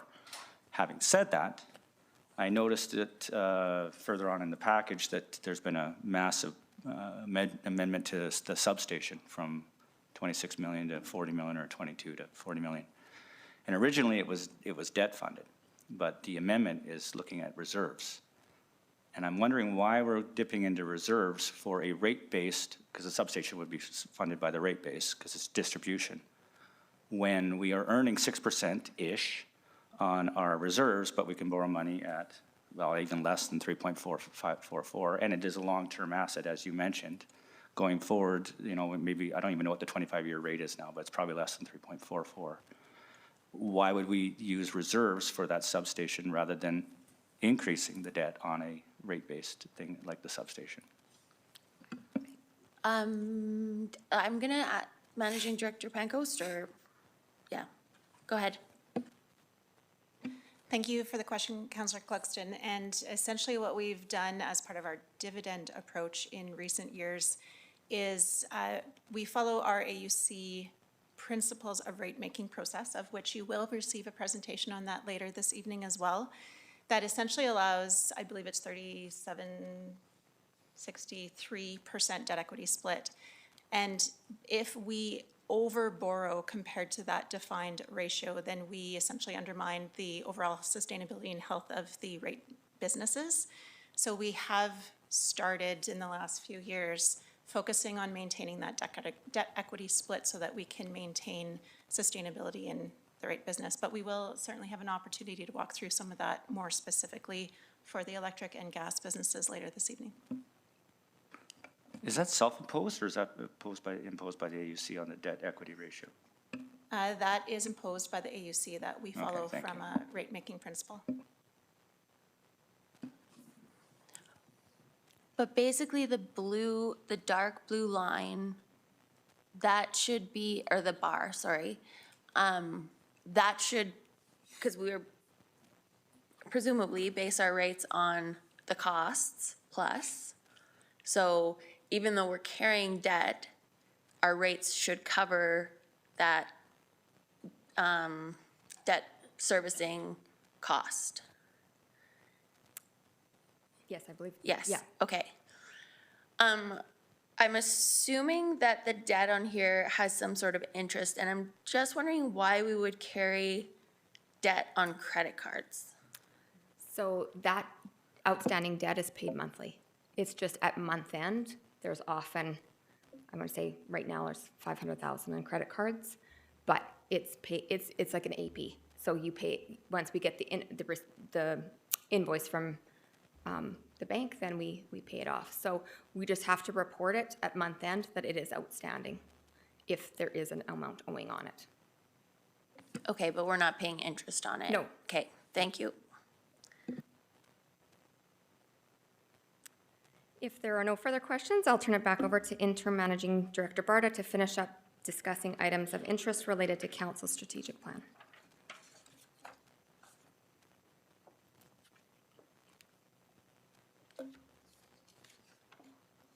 All right, so just quickly on the last few slides here, I just wanted to draw council's attention to some of the accomplishments that we've achieved. So in October 2024, council re-evaluated their strategic plan and refocused their priorities and goals into 4 priorities to address the needs of the organization and the community. So this is just highlighting a few of the items that have been completed with each of these priorities. So the first one, the community service level inventory services have been defined and costing has been completed. This was presented to council in October, and the report is posted on the city website. The next phase is to include internal services as part of this package. Priority number 2, the Medicine Hat Resilient and Inclusive Task Force inaugural meeting has occurred, and adoption of the community well-being plan. Priority 3, the Economic Development presented their 2025 Economic Development Report. And on Priority 4, we're continuing our work on facilities for the future. We've completed the public engagement, and we presented this to council. Council approved proceeding with the preliminary design, and this will be brought back to council. Items that have been completed on the corporate objectives include the Tri-Area Intermunicipal Development Plan bylaw, the development, again, of the Phase 1 service level inventory and costing, and we've created financial tables for council reports to note the cumulative financial and tax impacts. And the energy review has been completed, and we're coming back with further analysis on the rate review committee. And that is all we have for you tonight. Thank you. I just want to note for clarity, my understanding is that our strategic plan is still in place. These priorities were, I guess, an attempt to say what we were going to accomplish kind of by the end of the term, but the overall strategic plan is still in place with those indicators in there, just in case people were confused about the 4 priorities. So Thank you for just want to clarifying. clarify Yes, that. that's correct. Thank you. Any further questions or comments? Seeing none, thank you all very much. That was extremely helpful, and we've given you a few items to come back with, and I'm looking forward to that. So that was just for information, and we will now move on to item 10.2, 2026 utility rate bylaw amendments. So Jasmine Gross, Energy Marketing and Business Analyst, is going to provide a presentation. There's a recommendation here that council approve the 2026 utility distribution systems operating revenue and capital budget amendments that are in our package, and the 2026 electric utility rates to give first reading to the bylaw, bylaw 4864 and bylaw 4865. However, I'm just going to note at the outset, because the bylaw has to have a public hearing, if we want to potentially pass a bylaw before the end of the year, we do have to give first reading to that bylaw tonight, but we do not have to, it's not imperative that we amend the budgets tonight. So with that, go ahead, Ms. Gross. If I may, Mayor Clark. Pardon me? If I may, Mayor Clark. Oh, yes, Managing Director Pancoast. Thank you, Mayor Clark, for that high-level introduction as well. I thought I'd offer a bit more context for council, since this is, we're asking you to approve things right away, but really we have a bit of time. You'll be hearing from us a number of items. We have the next 5 items across energy, and that is really to ask for budget amendments relative to an already approved budget for 2026, but we are asking for some changes there, as well as introduction of brand new rates. We do not yet have rates for 2026, so those would be new. And ultimately, on the budget side of things, we are assuming that we do have tonight to introduce them. And if you're not yet comfortable with approving, we have 2 more council meetings this year to consider questions, concerns, any decisions you'd like prior to year end. Ideally, we do get to approval before year end, primarily because on the rate side of things, to Mayor Clark's point, tonight we would be asking for first reading. That's just to get it on the table. That would then move us into a public hearing, which our process would mean a public hearing would be December 15th. And we would hope that council would consider approving at the end of that meeting, because we are hoping to have new rates prior to the new year. If, however, council requires any additional time beyond that, we can accommodate. It's just administratively challenging for us, but we can figure that out. As well, I can offer a bit of an intro before each section. Tonight, just Cole's notes. There's really not a lot of change to the actual 2026 budget that we're suggesting on the operating side. It translates roughly to 2 to 3% increase in rates, and Ms. Gross will walk you through the specifics of that. But we are asking for a fairly hefty increase for a substation. It was alluded to earlier this evening. That substation was originally requested in 2021. We had gone to receive a request permit approval from the Alberta Utilities Commission. That had been denied, so it kicked us into an extra 2 years to go get permit approval again. So 5 years after the original budget approval, we now have new costs for what has now been approved, and we're now ready to move to construction. But we have seen significant inflation in the industry over that time period. One example, we opted to pre-order the transformers. There's 2 of them for that substation. We opted to do that a year and a half ago, and already a year and a half ago, those transformers had increased 80% in price. And we've now, a year and a half later, we're seeing some significant inflation on the other components. We have one example where it's a 200% increase in price. And that's really reflective of a really tight electricity market in particular, where we're seeing electrification, but also data center growth across the globe. And that has put a real challenge on our supply chain and costs on our components. So you'll hear more about those elements, but ultimately, Jasmine will be walking us through 2026 approved budget versus amendments that we're asking for against that budget. And then when she walks you through rates, it will be 2025 rates compared to year-over-year change in rates, and that's roughly in the order of 2 to 3%. So with that as a broad synopsis, I'll turn it over to Ms. Gross. And before you do that, Councillor Clugston. Through the chair, if I could maybe make a suggestion, this is an entirely new council. Even myself, who's had 14 years of experience with these budgets, felt a little overwhelmed over the weekend reading all the amendments, especially to approve so early in a council term. If I may make a suggestion that perhaps we table the amendments. We can still do first readings tonight of all of them, hear the presentations on each one, but table all of the amendments till December 8th meeting or even December 17th meeting, if the council would appreciate that. So I move that we postpone or table these until December 8th. Second. If I may. All of them. We don't actually have to make any motions after the presentation, so we could just. It does say in here that I move that we approve the utility distribution system revenue, like go through and we approve all these amendments. If I'm reading this correctly, we didn't used to do it this way. And then we do first reading. So I would suggest we still do first reading, but we don't approve all the amendments. If I'm understanding the way this is. I suppose we just don't make the motion. Yeah. And okay, if council's okay with that, but then usually when you do that, maybe you say we're gonna bring it back at a certain date. Yeah. Yeah, so, I think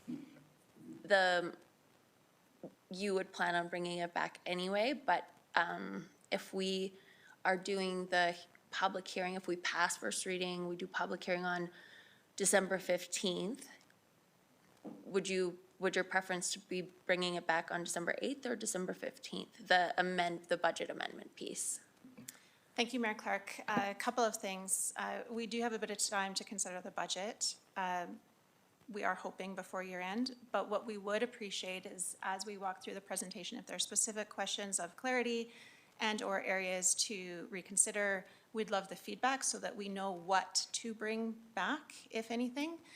The second piece is with respect to rates, you'll hear tonight that rates are a mathematical function of the budget that they're based on. So we have assumed 2026 rates based on an amended 2026 budget. So if we do need to make any changes to the rate proposed amended budget, we also need to consider what that means for the rates that we've proposed. And it's the rate side that has a more prescriptive timeline of today, we are proposing as first introduction, come back on the 15th for the public hearing, and ideally decision that evening. So if there is any early feedback tonight so that we can consider any alternatives based on your feedback, we would appreciate it. But yes, we could certainly deliberate after tonight.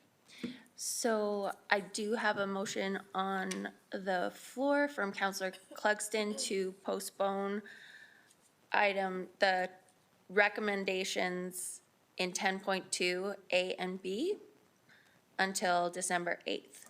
Do I have a seconder? Oh, Dan, you did? Okay. I'll do that it has again. been- Second. Thank you. I apologize, I missed that before. So we'll go ahead and then, is there discussion on that? Okay, we'll vote on, I was going to suggest that we postpone or table all of them, not just 10.2, but there's requests to approve amendments on all of these. I apologize, I believe that is what you said. And so 10.2 A, recommendation A and B, 10.3 recommendation A, B, and C. Well, we'll do the presentation though. And 10.4, we'll receive the presentation, but we will not be making a motion with respect to approval of the amendments. Does that work for you? Yeah. No, well, if we want to vote on that, and then I have another comment. I am sorry I'm chatty tonight. All right. We'll vote.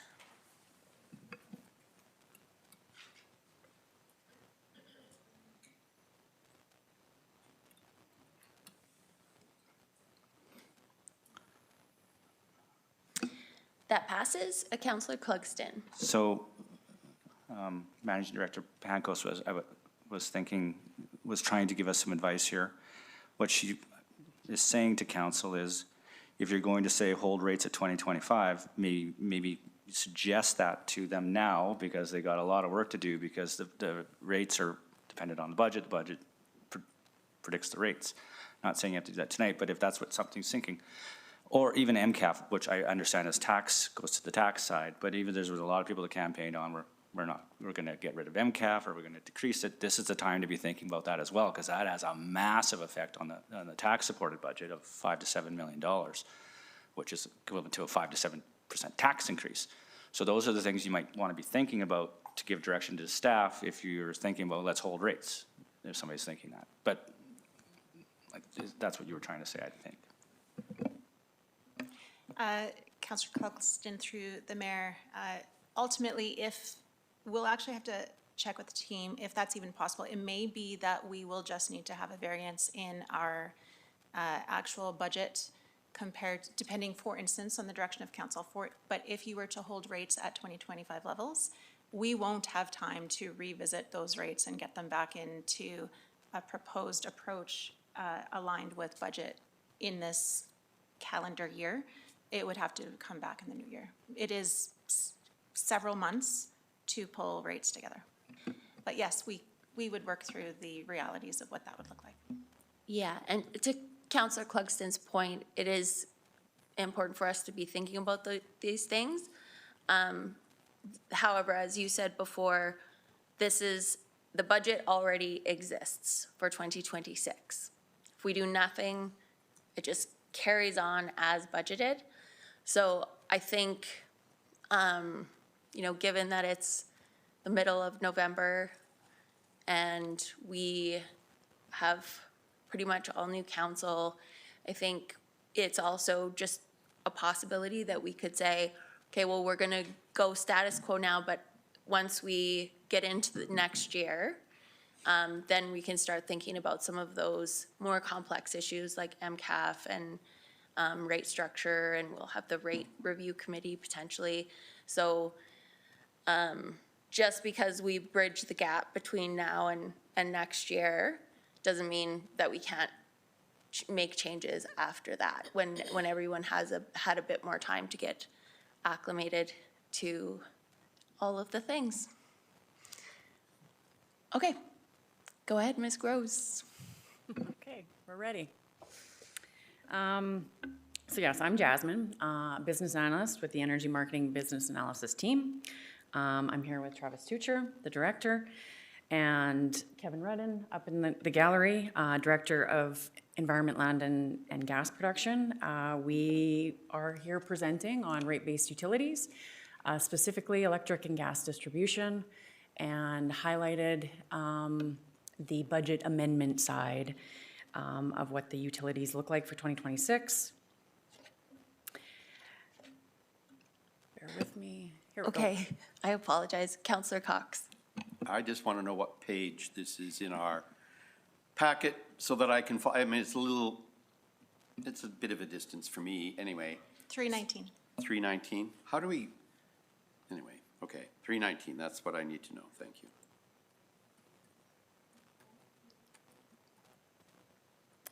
So our agenda tonight, our presentation will be focusing on highlights from the briefing note and amending 2026 bylaws. We'll give an overview of just what are rate-based utilities, which utilities are rate supported, understanding what utility rates fund, how they're calculated, and defining just what a regulated utility means, why it's regulated. We'll review the operating budget amendments, review the capital budget amendment, and of course, touch on the 2026 proposed utility rates for electric and gas. So the little graphic there just shows how rate-based utilities fit into the piece of the organizational pie. And tonight, we're only talking about electric and gas. Solid waste, sewer, and water, they had, much like electric and gas distribution, budgets approved for 2025 and 2026. They set rates for those 2 years. However, electric and gas distribution did not, and we only set rates based on the single year for 2025. So rate-supported areas of operation, these are areas that are not funded by municipal taxes. UDS, or Utility Distribution Systems, particularly refers to electric distribution and gas distribution. Environmental utilities, or EU, is our water, sewer, and solid waste divisions. As mentioned earlier, the 2-year operating capital budgets for 2025 and 2026 were already approved. However, electric and gas utility rates were only set for the 2025 year. This just allowed us to propose new rates to reflect new and improved information on the capital side and accurately forecast 2026 actuals. So understanding utility rates are not to be confused with commodity rates or energy rates. They are rates that pay for building, maintaining, administrating, operating and replacing utility infrastructure and related services. They are calculated based on regulated rate design principles to achieve a revenue to cost ratio equal to 1. The rate design model allows for recovery of costs through time and a regulated return on invested capital. The utility distribution systems has a focus on cost containment to minimize costs to the ratepayer, and rate increases are typically driven by inflation, aging infrastructure replacement, or unexpected reduction in consumption and demand. So regulated utility rates, just what does this mean? Why are rates regulated? So the industry is a natural monopoly, meaning there's no competition. It wouldn't make logical, economic, or environmental sense to install multiple power lines or gas distribution lines to deliver energy to customers. Therefore, there are rules and regulations in place to calculate utility rates to protect customers. In Alberta, the Alberta Utilities Commission, or the AUC, regulates electric and gas distribution rates in all other parts of the province. In Medicine Hat, however, we follow AUC-regulated rate-making principles. However, City Council, yourselves, is the regulator. Our key objectives of rate-making. So, number one, revenue requirement. And this essentially just means that each utility needs to be financially sustainable on their own. Equity, or another buzzword, cost causation, simply means that each customer class should pay their fair share of the cost to provide the service. service. Economic efficiency, ensuring the utility is investing in assets that benefit the community and the utility customers that we serve. And ease of understanding and administrative effort, this is essentially a balancing act to ensure customers understand what they're paying for and the effort required to administer a fairly complex billing system. We're mindful that the city's utility bills represent more than one utility. Oftentimes there's 5 utilities on a 2-page bill, so we do try to balance the need for detail with administrative ease and understanding. Everyone is welcome to visit the website. We often point people to this part of the website, Understanding Your Utility Bill. This was put together by our corporate communications team. There's a lot of detailed information, breaks down everything on your utility bill line by line. One good analogy to stop and talk about here at this point is understanding the difference between fixed charges, usage charges, and commodity rates, the commodity charge. So a good analogy to help customers understand is that of owning and operating a car. There's fixed charges like the purchase price, lease price, insurance, registration. There's variable costs that are dictated by how you use your car, how you drive it, the speed you drive, the distance, kilometers driven, that sort of thing. Your maintenance, your tires, your fluids are all dictated by how you use your vehicle. And lastly, the commodity charge would be much akin to, say, the cost of fuel. So on a typical utility bill, you'll probably see, as you're familiar, your list of distribution fees, which often people think is, geez, this is really high. This is probably half my bill. And my commodity is only a small portion. Truthfully, that line of thinking is much like thinking that the only cost of owning a vehicle is the cost of fuel.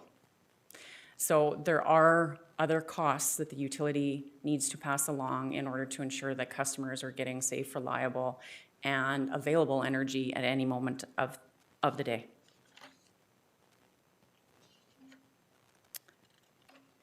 So we will get into the budget amendment piece.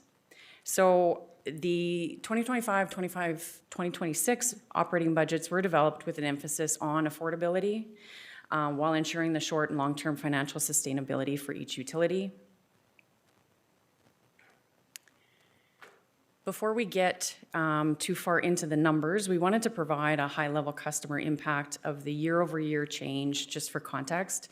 And Managing Director Pankos kind of alluded to the 3% projected increase in utility rates at the ratepayer level. So the 2026 rate-based utilities budget will impact customers differently, depending on their usage, depending on their rate class. We'll walk through these specific examples, but just for highlighting purposes here, the average residential customer will see an increase of roughly 3% a month. An average commercial customer will see an increase of 3%, and a typical large commercial customer will see an increase of roughly 4%. And just to note, this does exclude the commodity charge. So electric distribution, again, this is, so you'll see our approved 2026 budget, amended changes, and a net change of what that relates to. So the net change is relatively a net zero effect. Again, this was the difference between the 2026 approved budget versus the amended change that we're predicting. We were originally predicting a 4% increase in electric utility rates. Due to some offsetting adjustments on the capital side, an increase in the capital asset rate base due to projected completion of projects, and some significant capital expenditures offset by updated capital asset net book value adjustments down and a lower AUC regulated return on equity. The net change is zero, so we are still looking at a 4% increase in utility rates. On to the gas distribution side. So similarly shown here is the 2026 budget amendment. In summary, the 2026 original budget was predicting a 4% increase in utility rates. However, we've reduced that to a 2% increase compared to 2025. The reduction in base operating expenses shown there results in updated transportation contract mitigation savings based on recent trends. There's also a small adjustment in our capital asset net book value and the lower AUC regulated return on equity to account for that reduction.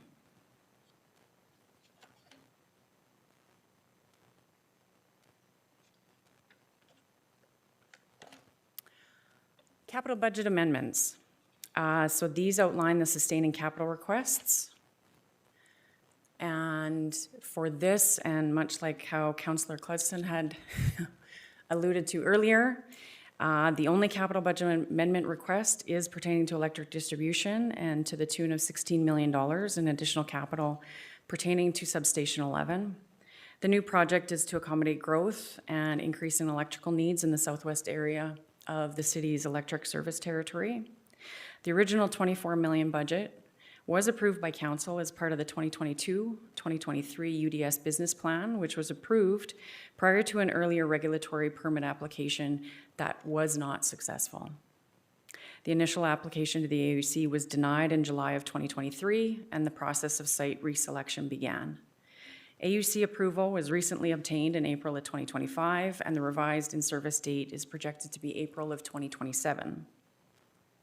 The additional costs in the amount of $16 million are expected due to the revised siting location, AUC compliance requirements, land acquisition, enhanced public participation and feedback processes, and most notably inflation affecting increased material and construction costs, tariff exposure, and additional electrical distribution feeder main extensions.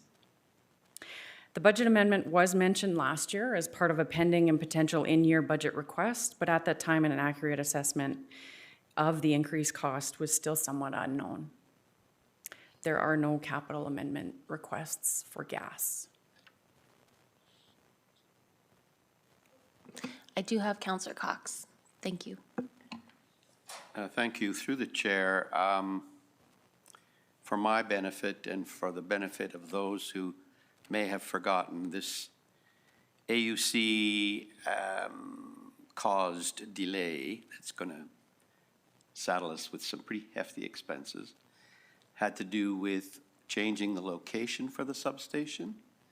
Can you just remind us where it was going to go, what was deemed wrong with that, and where it's ending up going? Yes, I think probably Managing Director Pancoast would be well equipped to answer. Sounds good. Managing Director Pancoast. Thank you. Through the chair, I wasn't in this role at the time, but I will try to remember off the top of my head. We had applied for a site, I believe, close to Desert Bloom, and there was some significant opposition that achieved what you call standing under the AUC, where they were allowed to participate in the hearing process. And out of the review process, the AUC had denied the permit application, both in part from the feedback from the community, but also the City of Medicine Hat is unique from our exemption under the Electric Utilities Act. We had the impression that we did not need to defend needs as to whether a new substation was needed or not, like other entities would. And they faulted us for that as well. So by seeking a new location where there was greater support from the broader surrounding community, as well as defense for the need for the substation, we were successful the second time around. I believe that we didn't have someone willing to sell us the land at that point as well. Yeah. The decision is publicly available if anyone wants to access it. And Councillor Pfaff, did you have a question? No, I was just saying that Councillor Cox also asked, where is the new station going? I think he's asked. The new station is, I can picture it on the map, but I'm not well equipped to explain it, but perhaps Director Redden could come down and explain it to us all. Thank you.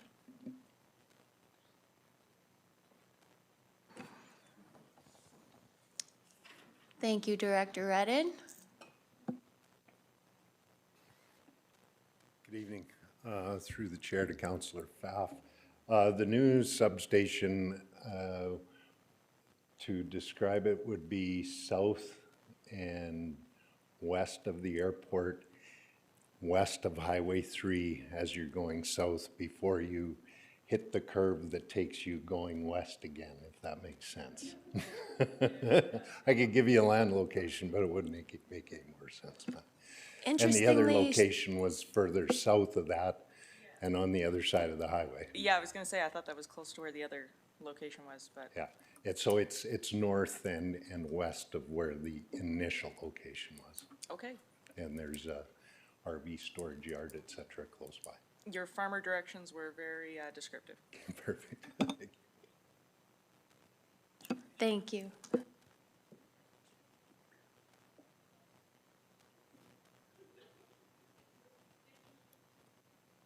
So, we've reviewed the revenue requirement inputs used to calculate the utility rates for the 2026 budget cycle. We'll walk through now the rate changes and just what this looks like at the different rate classes for our customers. The monthly utility bill impact for an average residential customer is shown here. As you can see on the electric side, they'll see an increase of 4%. Originally, we were forecasting 4%. The net zero change results in a still 4% increase. On the gas utility side, they'll see an increase of 2%. This was previously 4%. Now, there's also the MCAF impact to this. The overall increase from 2025 to 2026, utility rates and MCAF is a net change of 3%. Now, the municipal consent and access fee, or the MCAF, is included on the utility bill, but it is a key municipal budget assumption. It is a fee charged and collected by the municipality for the exclusive rights to use the land for infrastructure. The MCAF budget increase was 3%, and because MCAF rates are calculated based on a percentage of the distribution charges, MCAF percentages are proposed to being held flat for 2026, as the municipal budget assumption of 3% mirrors the utilities distribution revenue requirement increase of 3%.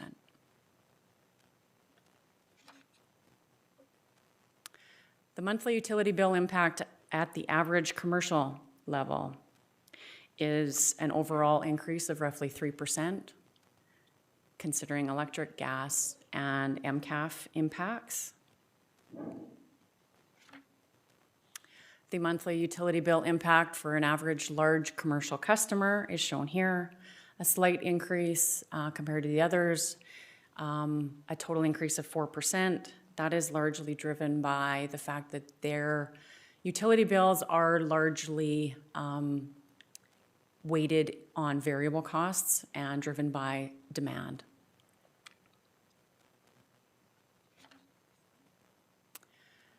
Medicine Hat, how do we compare? So our average residential monthly utility bill, now this only does include a snippet of our electric and our gas utility, plus the MCAF effect.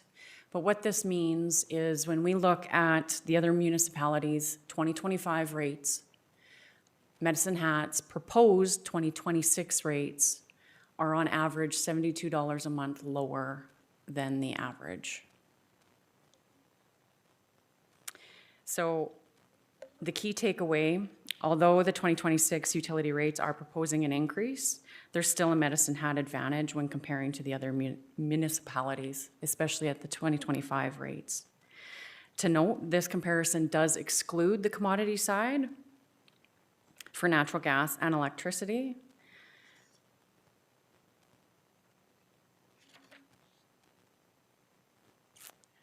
So on to commodity rates. Can I press pause? Yeah. Councillor Young?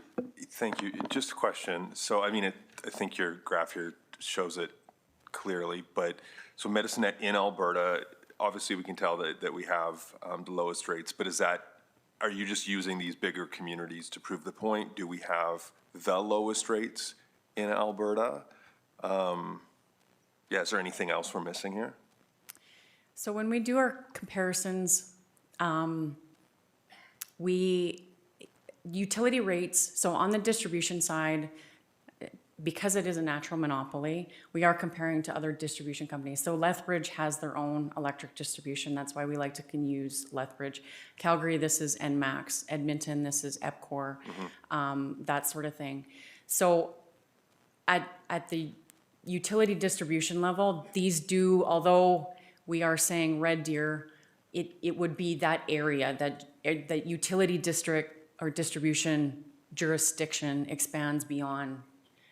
Maybe Red Deer's not a good example because Red Deer also, but the EPCORs, this is strictly the utility rates, and not to be confused with commodity rates, which is kind of another, we've got several slides and a separate conversation. Do we have a breakdown of every jurisdiction in the province? No, we don't, but we do feel fairly confident that this does provide a pretty good snapshot of our comparison and our competitors, or our true comparisons. Yeah, and to look at this, even our MCAF is lower than any other municipality's MCAF as well? Yes. Okay, and do we have data on the increase that we've seen over the last 4 years or 6 years? We're seeing a 4% or 3% or 4% increase this year. How does that compare to last year, the year before, the year before? Do we have, like, are we generally increasing at the rate of inflation? Yeah, is that a fair question? It is a good question. It is on par with what we usually see. Some years it's been 3%, some years it's been 6%, right? So I feel like this does fall in line with some historic trends. If you want that detailed breakdown of just what that percentage looks like or has looked like over the last several years, we can take that away and come back with that. Thank you. And one other question, and maybe it's a question for another time. If you answered already, I apologize, but what specifically allows us to have such lower rates? Like, I know it's obviously we own everything, we manage everything, but is there something very specifically that allows us to have, comparative to Grand Prairie, a significantly reduced cost? Maybe that's for Managing Director Pancoast. We're vertically integrated and we have an exception under the Electric Utility Act. Okay. Thank you, and just to expand on the distribution side in particular, the other element, I'd say two things. One, we're geographically constrained, which helps because we have less distance to cover. Distance means cost, compared to something like a Grand Prairie, for instance.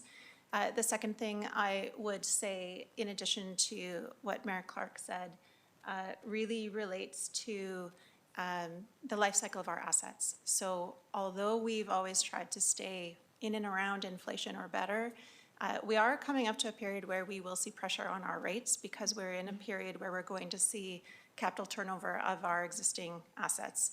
And if one new substation at 40 million as an example, we have multiple old substations that will need reinvestment shortly, and that capital injection will start putting pressure on our rates. So we've been in a period of healthy assets, which has allowed us to maintain an advantage that may start to shift in coming years. And specifically, our reserves are allowing us to do that. I mean, if we're taking this $14 million from our reserves, that's not money that's coming out in terms of adding additional costs on the bill. Is that correct? Through the chair, when it comes to rate-based assets, we might leverage our reserves on a short-term cash management basis together with debt, but ultimately we do try to retain that debt equity ratio because we are able to recover all of our operating costs plus return of capital and return on capital through our rates. So theoretically, through life cycle of an asset, we are able to recover all our funds plus make a small return. We do see dips on cash management considerations with high capital projects like a $40 million substation that we spend in a 2-year period. We will recover that through essentially depreciation that gets added to the rates over the life cycle of that asset. Thank you. Just maybe one more note for clarity. Our franchise fee is a mirror or mimic of the AUC, the franchise fee contemplated in Rule 29 of the AUC's Rule 29. But it's a fee or charge that we levy pursuant to the MGA, not under Rule 29.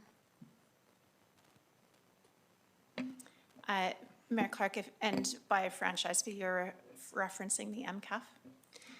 So our approach to MCAF has been in line with typical AUC approach.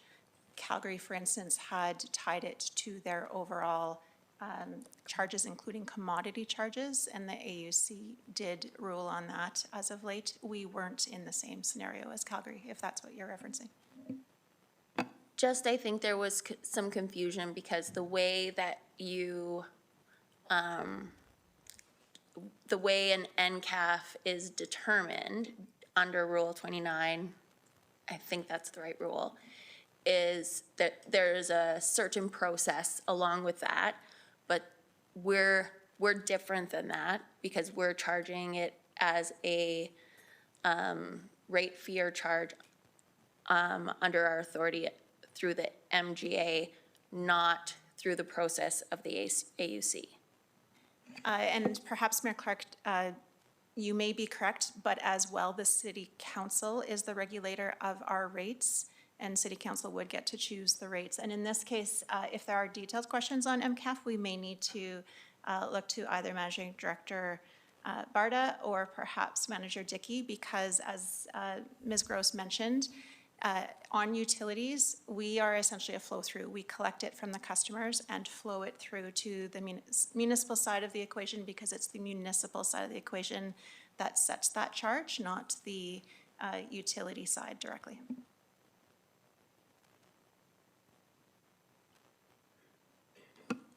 I'm pretty sure I'm right.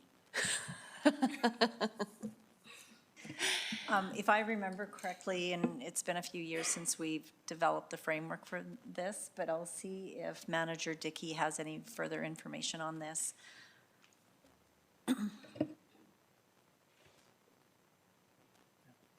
Thank you. So back to the question, MCAF, there is rules and regulations around that. The city of Medicine Hat follows, I believe it's within the MGA. I don't remember exactly which section, but there is caps. So I believe the cap is 20% on electric distribution fees and 35% on gas distribution fees. Okay. Thank you.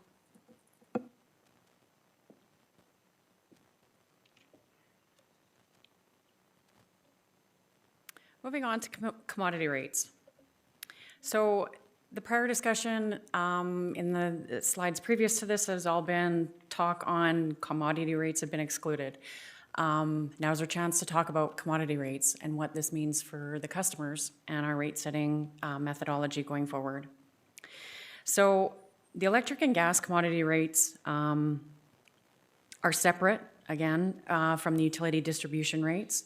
They're set on a different methodology. Back in 2024, the city implemented a single best-in-market electric utility rate for residential, small and medium commercial, and farm customers. The result has been the default rate since then. It is a best-in-market rate based on a 12-month volume-weighted average wholesale market forecast with a defined floor of 7 cents per kilowatt hour and a ceiling of 11 cents per kilowatt hour. The natural gas commodity rate was also changed to be based on the city's monthly weighted average cost to buy natural gas. For 2026, we are proposing that the commodity rate setting methodology to remain as status quo, meaning our single interim commodity rate for both natural gas and electricity will continue. So perhaps you're wondering how we compare on a commodity rate perspective. So shown here is a market comparison of electric commodity rates of the rate of last resort, or the roller. So previously, this rate was called the regulated rate option, or the RRO. This is a 2-year fixed rate offering by the regulated providers. Regulated providers are required to provide a non-contract default option to its customers. This roller rate is for Alberta customers who do not or cannot obtain a contract. The City of Medicine Hat does not base its rate on the roller. It's just for comparison purposes here. But as previously mentioned, our commodity rate is updated quarterly based on 12-month volume-weighted market forecasts as per ICE NGX wholesale electricity market. One thing to note here is the impact of the admin fee. So much like the retailers on the contract side, which will be the following slides, and on the roller side, there is an admin rate to any electrical commodity rate offering. What we tried to do here is show a true apples to apples comparison once you factor in that admin rate, which is usually a fixed charge per day, and the impact of the energy rate. As you can see, Medicine Hat compares is less by about 6.7 cents a kilowatt hour when all other variables are considered equal. Oops. So on the... I apologize. Councillor Cox? Thank you, Your Worship. Through the Mayor, just looking at that one, yes. You told us that our rates were based on a best-in-market wholesale pricing. Yeah.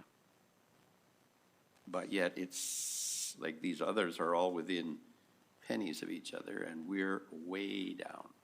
So how to just, I'm obviously not understanding something here, but if you can. So this is a non-contract offer.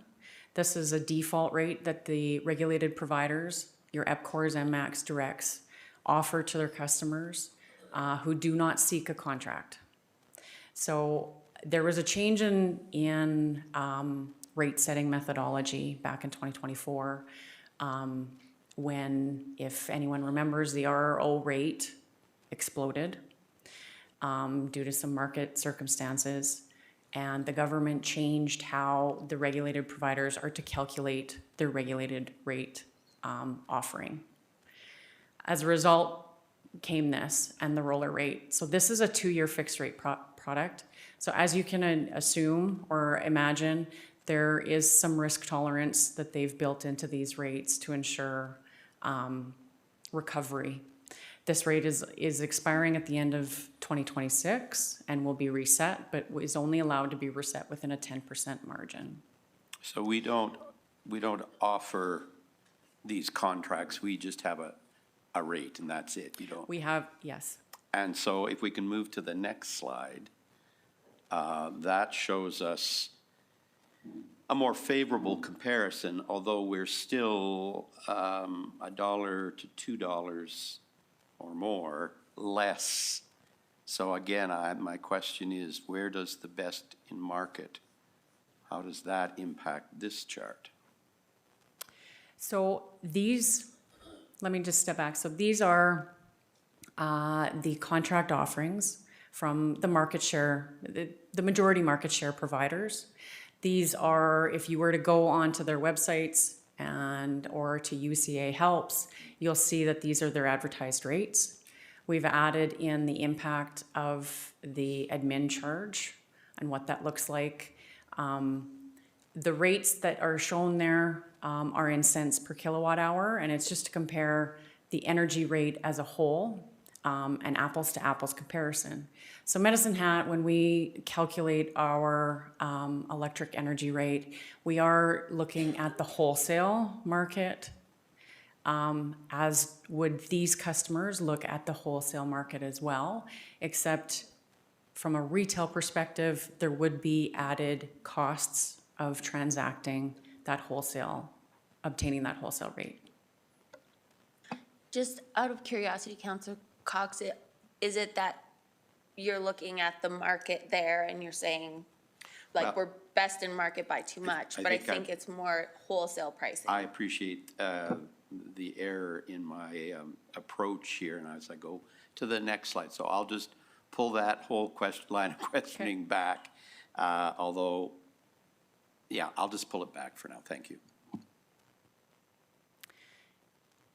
So just to further explain some points, some takeaways on this slide, as mentioned, these are the current October one-year fixed rate offerings.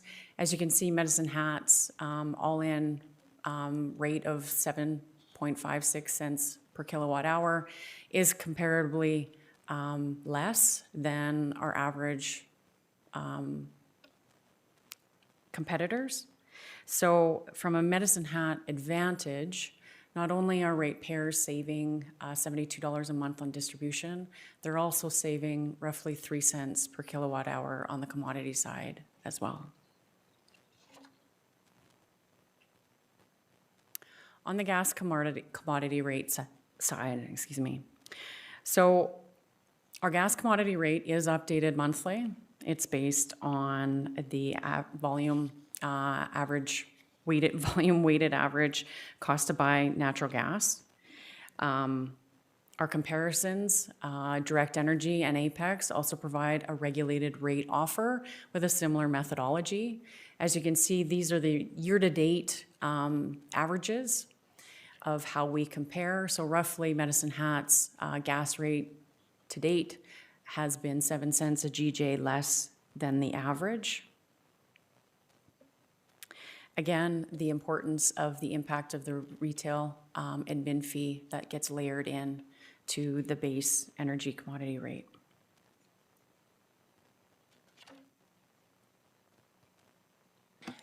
Councillor Pfaff?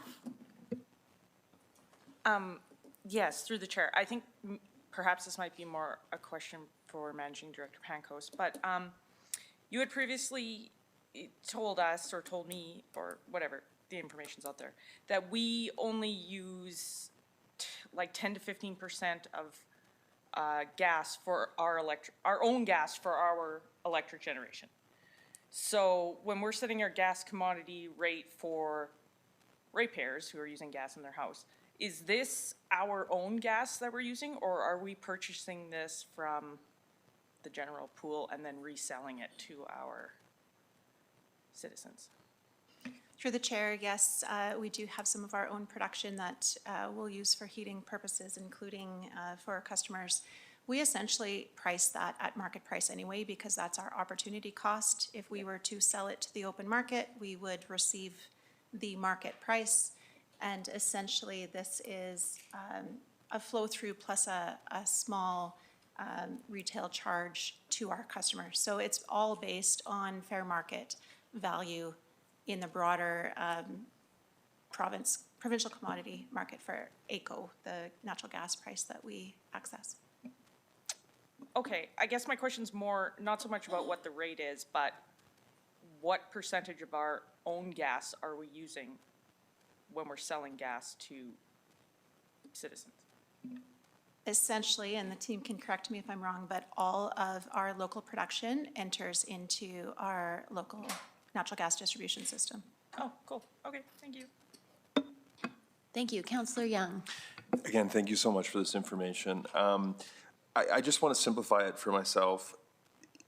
What I'm seeing is based on any metric, at least that's been presented to us, ratepayers in Medicine Hat pay less than anywhere else. Like, am I missing something? Is there like a secret but?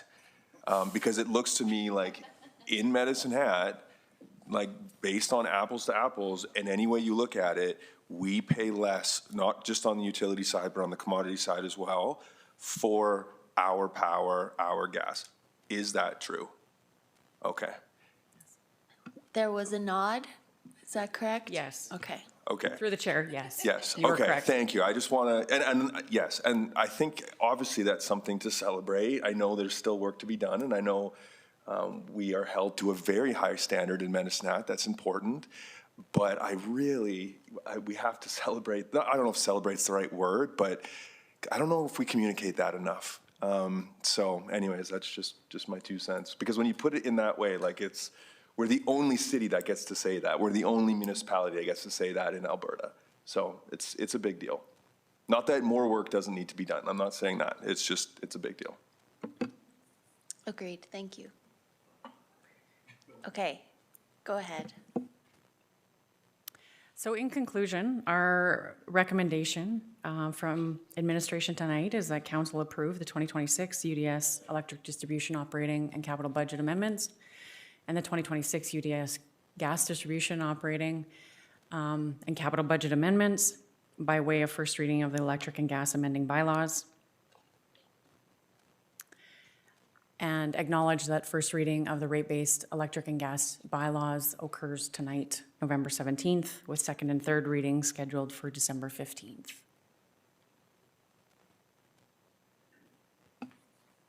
Okay. Thank you. So we have the bylaw amendments coming up later on in the agenda at item 10.5 and 10.6. The other two items, the amendments, we have postponed until December 8th. So, Councillor Young, are you still on the list or a remnant? No, that's okay. Councillor Clugston. So normally we would move the first reading of the bylaws. No? Okay, so I move that first reading of bylaw 4864 and 4865, the electric utility and gas utility bylaws. For first reading? Yes. Okay. Seconder? I'll second that. So Councillor Cox seconds. Because it's first reading, we don't debate, we'll just vote on first reading.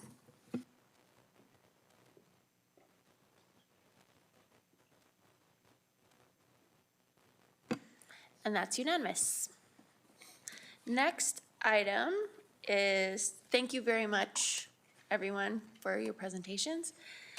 10.3, 2026 energy production, sponsored by Energy, Land and Environment. Joel Higgins, Energy Marketing and Business Analyst, is going to provide a presentation. Hello, welcome. And we have already postponed the recommendations, so if you want to, do you want to speak to this, Managing Director Pankos? Sure. Thank you, Mayor Clark. Just regarding the highlights, quick summary for council before we get into the details from Mr. Higgins. This is really the commodity side of the business, both electric generation and natural gas production. So we have opted to provide an update for council's consideration to our budget to reflect the most recent changes in the wholesale commodity markets, including natural gas as an input and an output for us, electricity as an output, as well as carbon markets. We've also recently completed an ARO liability estimate for our main power plant, so that is reflected in here, as well as cost savings in gas production. And on the capital side, we do have an ask for more capital. However, it is merely an acceleration of capital that was planned for 2027, because I alluded to long lead times and a tighter industry. We are seeing it more challenging to get into shop time to get our equipment repaired. So we're asking to be able to get the budget approved sooner so that we can get in the queue for that shop time. So that's the high-level synopsis, plus also a rough terrain forklift we are asking as well for our newest plant site. And I will turn it over to Mr. Higgins for the details. Thank you, and we're on page 353 for those following along. Go ahead, Mr. Higgins. Thank you. Yeah, so thanks, Managing Director Pankos, for the overview here. Really, with this budget amendment request, like, we're just looking at the operating factors that changed with an update in the market. So we're focused on the gross margin of the business units and not the operating. Nothing's changing in there. So really, what changed in the market to determine or drive new inputs into our models that would spit out the outputs.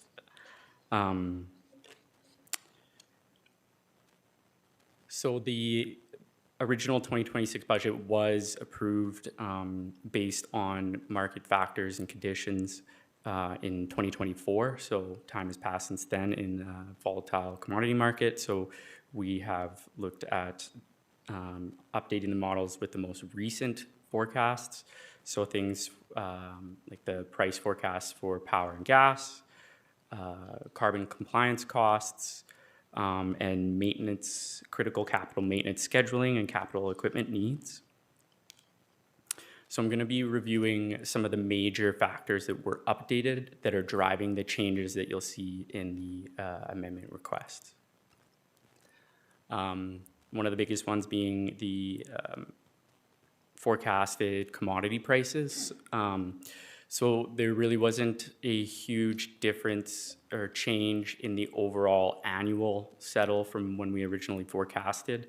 Both the wholesale power and natural gas prices decreased in updated forecasts by about 1.4%. The difference being with when we're looking at the wholesale power price, that's the average of a settled price that happens every hour. In the Alberta wholesale market, that price can swing from $0 to $999 in 1 hour, and it often does. So just focusing on that one amount, that $1, and seeing an increase or decrease, it doesn't really paint the whole picture. So for example, we're seeing a decrease from our original forecast of the average annual hour. However, our price forecast has been updated for more recent volatility that's been caused by non-controllable renewable energy production.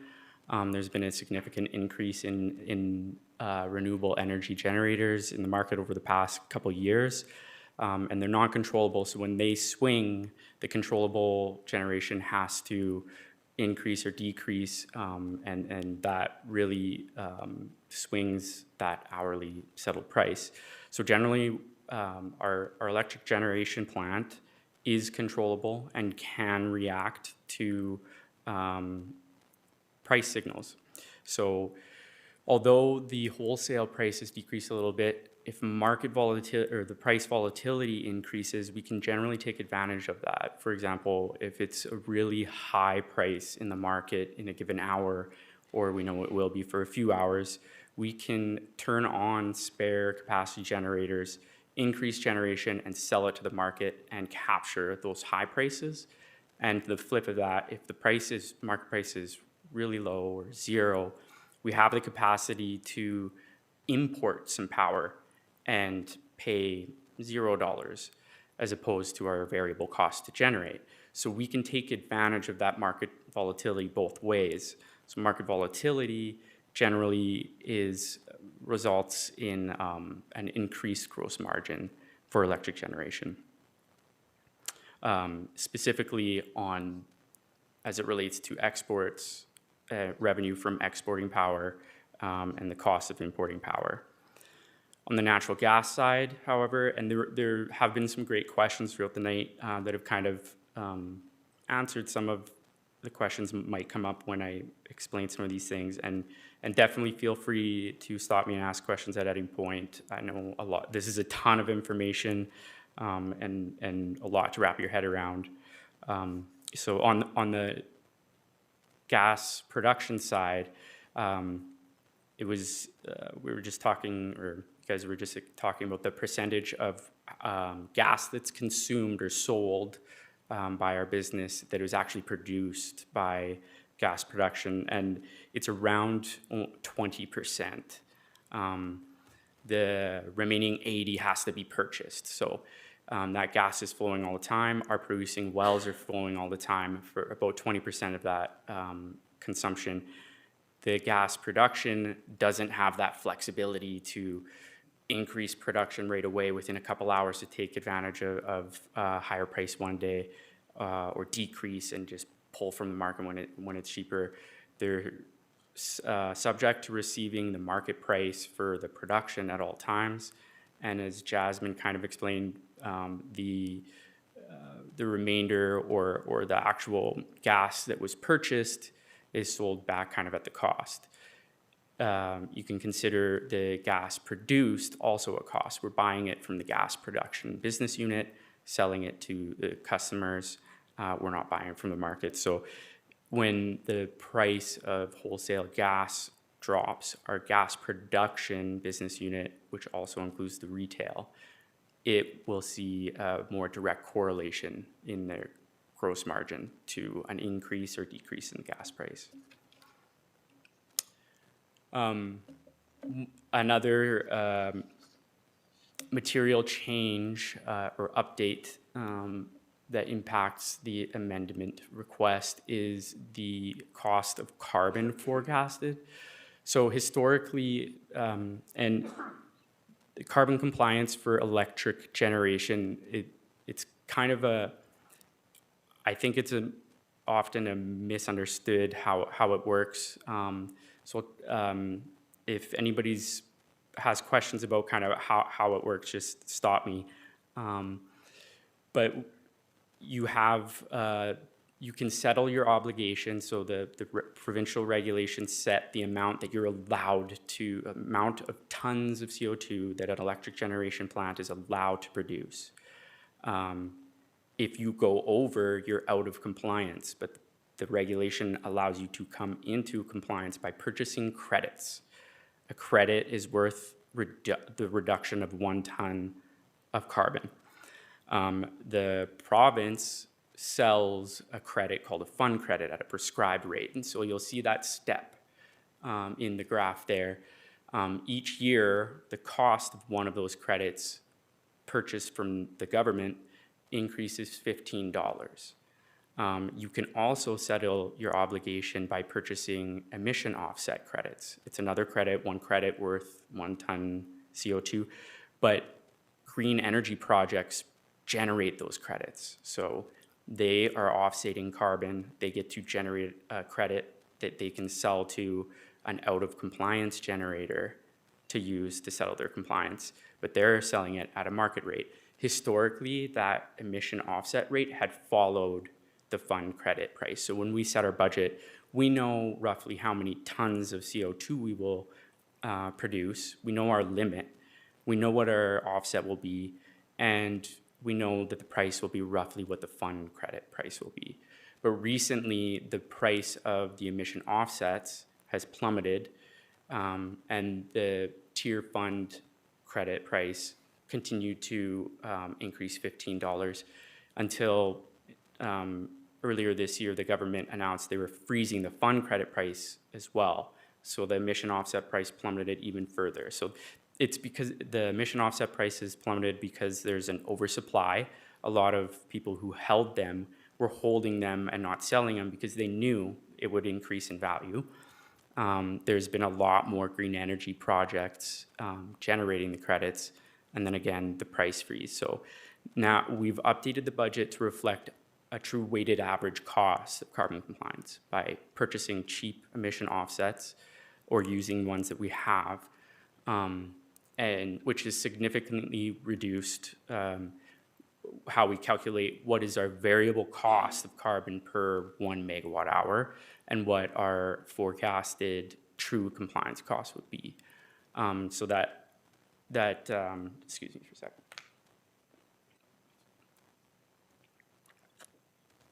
That translates to, in our model, when we run our models for how does this hourly price spit out our revenues and our asset optimization. Well, now our variable costs are lower with a decreased fuel price, decreased carbon price.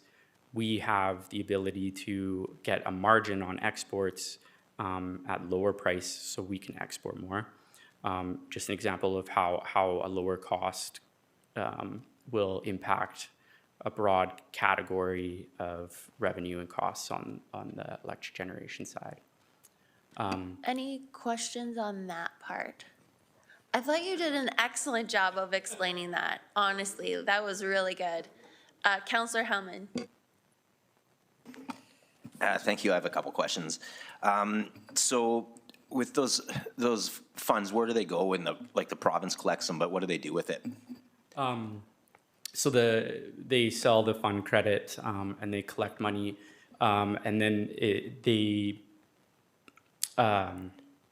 I don't have a specific example of an actual program, but the regulation is administered through technology innovations. So they would come up with some programs. It's typically will be to help fund green energy projects. So whatever the provincial government has, if they have an initiative or a mandate to deliver on, say, carbon capture, they might create a grant that's available to carbon capture projects, and you would apply the same as any other government-funded program, a grant from fund program. So the revenue is generated to the province through selling fund credits, and then given back through green energy initiatives. Okay, so we wouldn't know though if we get as much back as we pay into that as a community, or we get more back, or more flows out. So electric generation and Medicine Hat specifically would from the fund. I mean, like, when do we as a community, do we collect from that fund? Do we gain from it, or do we pay into it more and it goes to other communities in the province? I mean, if we were to, I guess the idea is ratepayers in general would benefit by making green energy technology and investment in green energy technology more affordable to reduce the cost. So I mean, that's the goal of a government project like that, or income tax credit or something. The technology is too expensive to actual trigger market investment in the technology. Right. So this is a way to make it cheaper to invest in it. So along the lines. Managing Director Pancoast. Thank you, Mayor Clark. To Councillor Hellman, unlike the carbon consumer tax that essentially was refunded back to most of the population, the industrial carbon tax that this is based off essentially is a penalty for emitting carbon emissions, of which we pay into the millions for ourselves. Emission Reduction Alberta, I believe, is the entity that then redistributes that back, but it is on an application basis for identified programs that they might be trying to support, as noted, whether it's a carbon capture opportunity or otherwise. The fund that we pay into from a penalty perspective is a technology and innovation fund. So opportunities that find carbon reductions through innovation or use of new technology, so novel approaches, is where they typically pay it out through grants. So it's not typically administered to communities. It is typically administered to industry participants. And as of yet, I believe we've received roughly 4 million for a project related to our Unit 17 plant. But otherwise, we have not received anything to my knowledge. Okay, thank you. And sorry, I just had 2 more questions, I guess. What on average does this cost a year? Like what does the utility pay on average in a year? And the follow-up to that is, how is that cost recovered? Through the chair, we have paid as much as 8 million, I believe, in a high production year. And we had forecast to be paying much more than that, as that price was meant to increase through time. However, we've seen a combination of low power market, so we're actually producing less, which means our liability is less, and then layer in the lower carbon market prices. So our carbon costs have actually declined since we've reached that peak. And in terms of how we recover it, it's essentially through market prices at the wholesale level when we export and through retail, but it's built into, it's a hidden cost within the power price. Thank you. Councillor Varga. So if you can go back a slide to show the tier rates. I'm just wondering, so for 3 years, we kept steady with the increases that the government brought. But after the, October 22, we started leveling out and then going down. Does the government not see that these things aren't working for the commodity people and that they should adjust their price of keep going up, rather than seeing what the chart is showing, where they would decrease that amount of carbon that they're charging so that maybe we could catch up a little bit on that graph? I'd love to advocate for that. Like, you guys are crazy, charging so much. Go ahead. I think it's because the market is Go ahead. Through the chair, I just want to clarify, this graph is showing two different products and the price. So, and the dotted line is, and this is kind of, I'm kind of following up on some of the conversation I heard there too. So a green energy project, they get value out of maybe access to some grants that somebody else wouldn't have, but they also will generate, perhaps generate some of these offsets and sell them in the market. They are serialized and now traded on an exchange. So that decrease in the price is just, it's a direct supply and demand, so there's oversupply. However, one thing I did not mention is in the regulation, you're only allowed to use a certain percentage of emission offsets, the cheaper ones, to settle your full obligation, but that increases, that's a step increase every year. I believe it's 80% of your obligation for 2025 obligation can be settled using cheaper offsets. 2026 and going forward, 90%. So that increases. So that will start. It's a market product, and it gets a little complicated. But also the green energy, the amount that the displacement amount, the amount that you can claim to earn one emission offset that you can sell, goes down. So it gets harder and harder to generate emission offset. So you would perhaps see some balance, but it is, I mean, trying to predict a future, so. One more, Councillor Young. Thank you. I know everyone, we got a lot going on, but this is helping me. I know we want to get going quick, but just so I'm clear, this is because ultimately we have, like, when we're producing electricity, we can only create so much carbon, and the only way to mitigate or to deal with that is either to buy these carbon credits or buy these credits, or to focus on renewable green energy, right?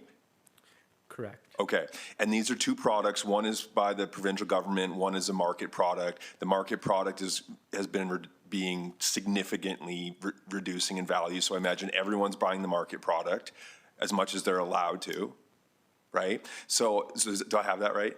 Correct. Okay, so thank you. And then, but given this model, then wouldn't this significantly devalue renewable projects? Wouldn't it significantly devalue? Because if that's the only other way, right? So, and I'm not making a statement one way or another. I just want to understand, does that follow?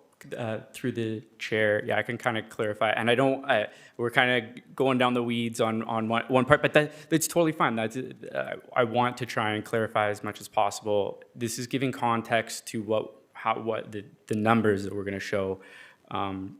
The program is also designed, these programs are designed to make you physically stop producing carbon. So right now, because there's a big drop, and your weighted average cost might go down, but the amount you're allowed to produce also goes down every year. You can't just buy more and more credits to make up for it. You will, if your tons of carbon you output every year stayed the same, you will have to buy more credits next year because the tolerance has gone down, and it will continue to go down. So there's a few moving parts. They aren't designed, it has to be as stringent as the federal programs. They aren't designed to allow you to just keep going. It's going to cost you more. It will cost you to the point that you cannot, you have to make a change. So talking about the commodity prices, how this translates on the operating level. So our retail electric and gas volumes have not been updated for any changes. The only change is the commodity price forecast as far as retail sales. And so the changes in the variable costs and the volatility of the hourly electric price curve that we use has resulted in more opportunity to export. So a general increase in total generation, mostly related to more opportunities to export or more opportunities to generate at a margin versus importing at a similar price.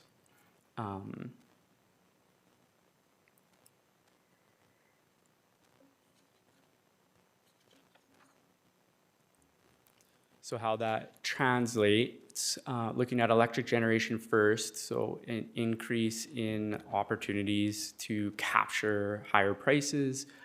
We see an increase in revenue, mostly related to export revenue. The decrease in cost of sales seems counterintuitive since we're forecasting to generate more power. That is the actual change in forecasted carbon compliance cost has decreased in excess of the increase in other variable costs.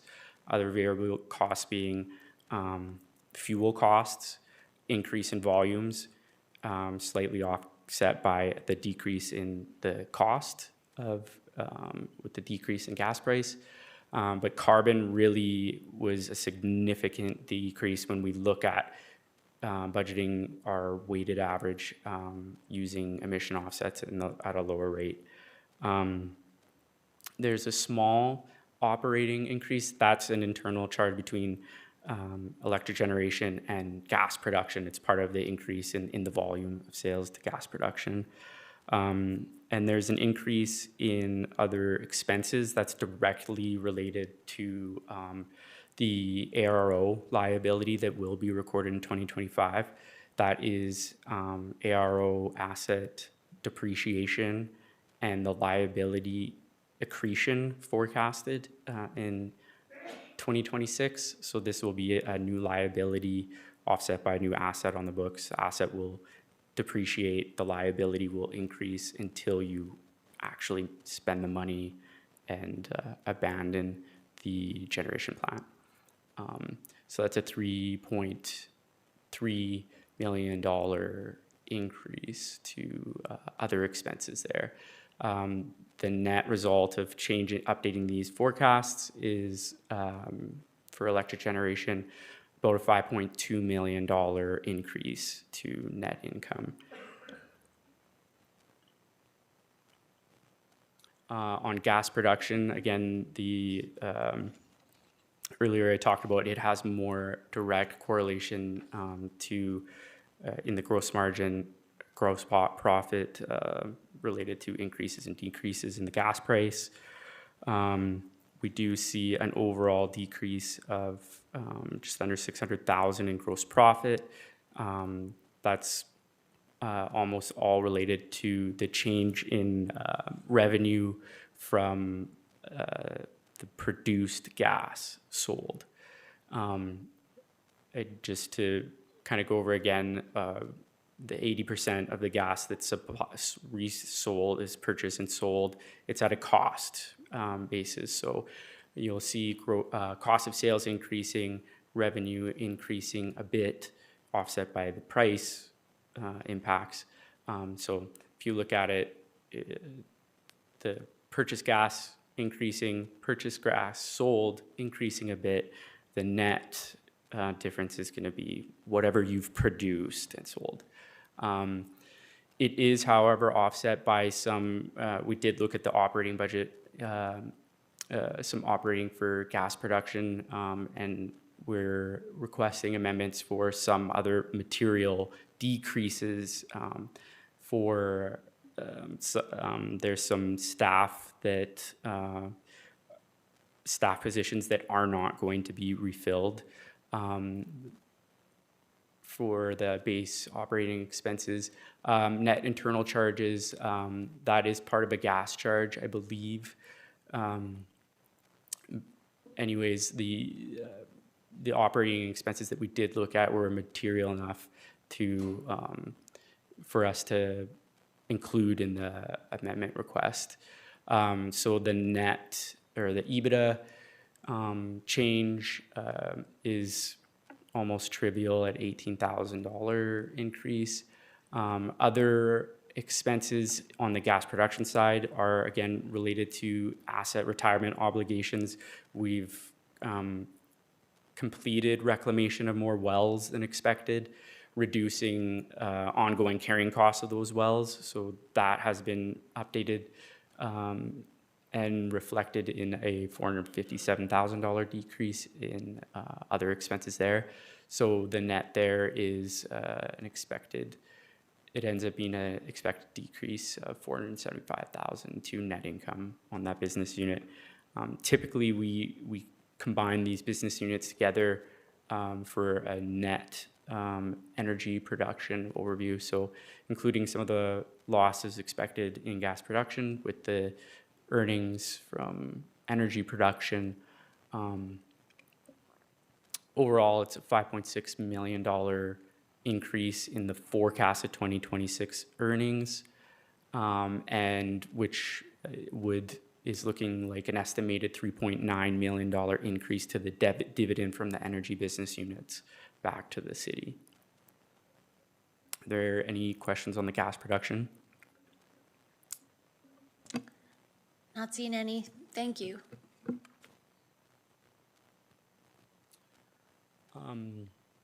Capital, just to start off, there's nothing requested to be changed on gas production.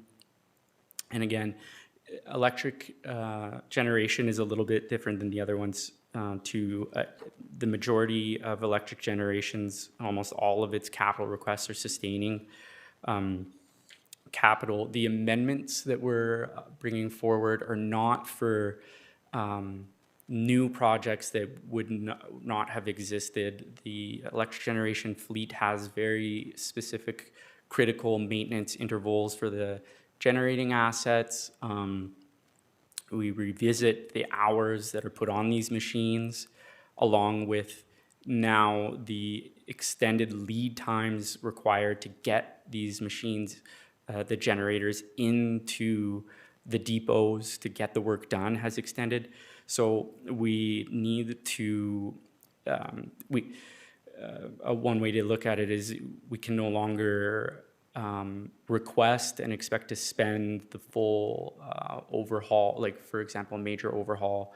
We can no longer request the spend and spend that money in the same year. We have to be requesting the spend a little bit in advance so that we can even spend $1 to start the process of getting it booked into the depots in a future year. So of the $15.6 million amendment increase, $15.4 million is just advanced budget asks, not necessarily cash that's going to be completely spent in 2026 that wasn't going to be spent before. It's the request to be able to start spending the money to book the scheduled maintenance in advance. And this is all capital that is forecasted out beyond the 2 years that we request the budget in 25, 26, it's known scheduled maintenance that goes far out. The only new ask is for a forklift, and this isn't a forklift that just lifts up pallets. This thing lifts up our turbo generators. Right now, the plant, the remote side plant, doesn't have any kind of equipment like that. So anytime there's any maintenance that requires like heavy capacity lifting, articulation out at that plant, we have to either pay contractors rent, we're susceptible to their availability, or we have to take equipment from the main plant. So the operations is requesting spending to have that equipment available at the remote site to improve resilience and reliability. For example, $200,000 cost of this, if it saved 1 day or reduced an outage of one generator by 1 day because we couldn't get the right equipment lined up in time for a forced outage or something like that, there is the potential that we would have lost export revenue that equaled the cost of this machine. So it's somewhat hard to quantify the potential money that this could save and focus only on the cost of an equipment and think of it as nice to have. So they are requesting this as a new additional spend, and that is the only additional spend for capital that's being requested. Go ahead. Thank you, Your Honor. To the chair, I agree it makes sense to own your own equipment, but $200,000, is there not a used forklift that can be purchased, or is it difficult to find a used one, or? I'm not sure if we, like, the exact dollar amount being requested and the type of machine, again, I cannot speak to exactly the make, model, what it is, and that value, exactly how that amount, but it is, I can assure you, it's not just a little pallet forklift. It's a specific piece of equipment used for that type of maintenance, but perhaps there is opportunity to still get a piece of equipment at a different price. It's something to follow up on. Sure, okay, thank you. Managing Director Pancoast. Thank you, Mayor Clark. We do have Director Mostaway online if you'd appreciate further explanation. Why not? We're all here. Okay. Director Mostaway. Hello? Hello. Hi. Did you hear the question? Could you repeat the question, please? Why not, is there an opportunity to find a used forklift as opposed to spending the capital to purchase one brand new? Through the chair to Councilor Reinish, yes, there is an opportunity there, and if we do find one that's used, that we would buy that at a lower rate. We've looked around for them. There isn't a lot around in the region that we can get, and currently we rent them. It costs us about $6,000 to $7,000 to rent one for a week to use up there if we're doing work on site. So if we can find something that's used, we certainly will do that. And we don't expect to spend the whole $200,000 in there, right. But if that was the worst case, that's what we would buy.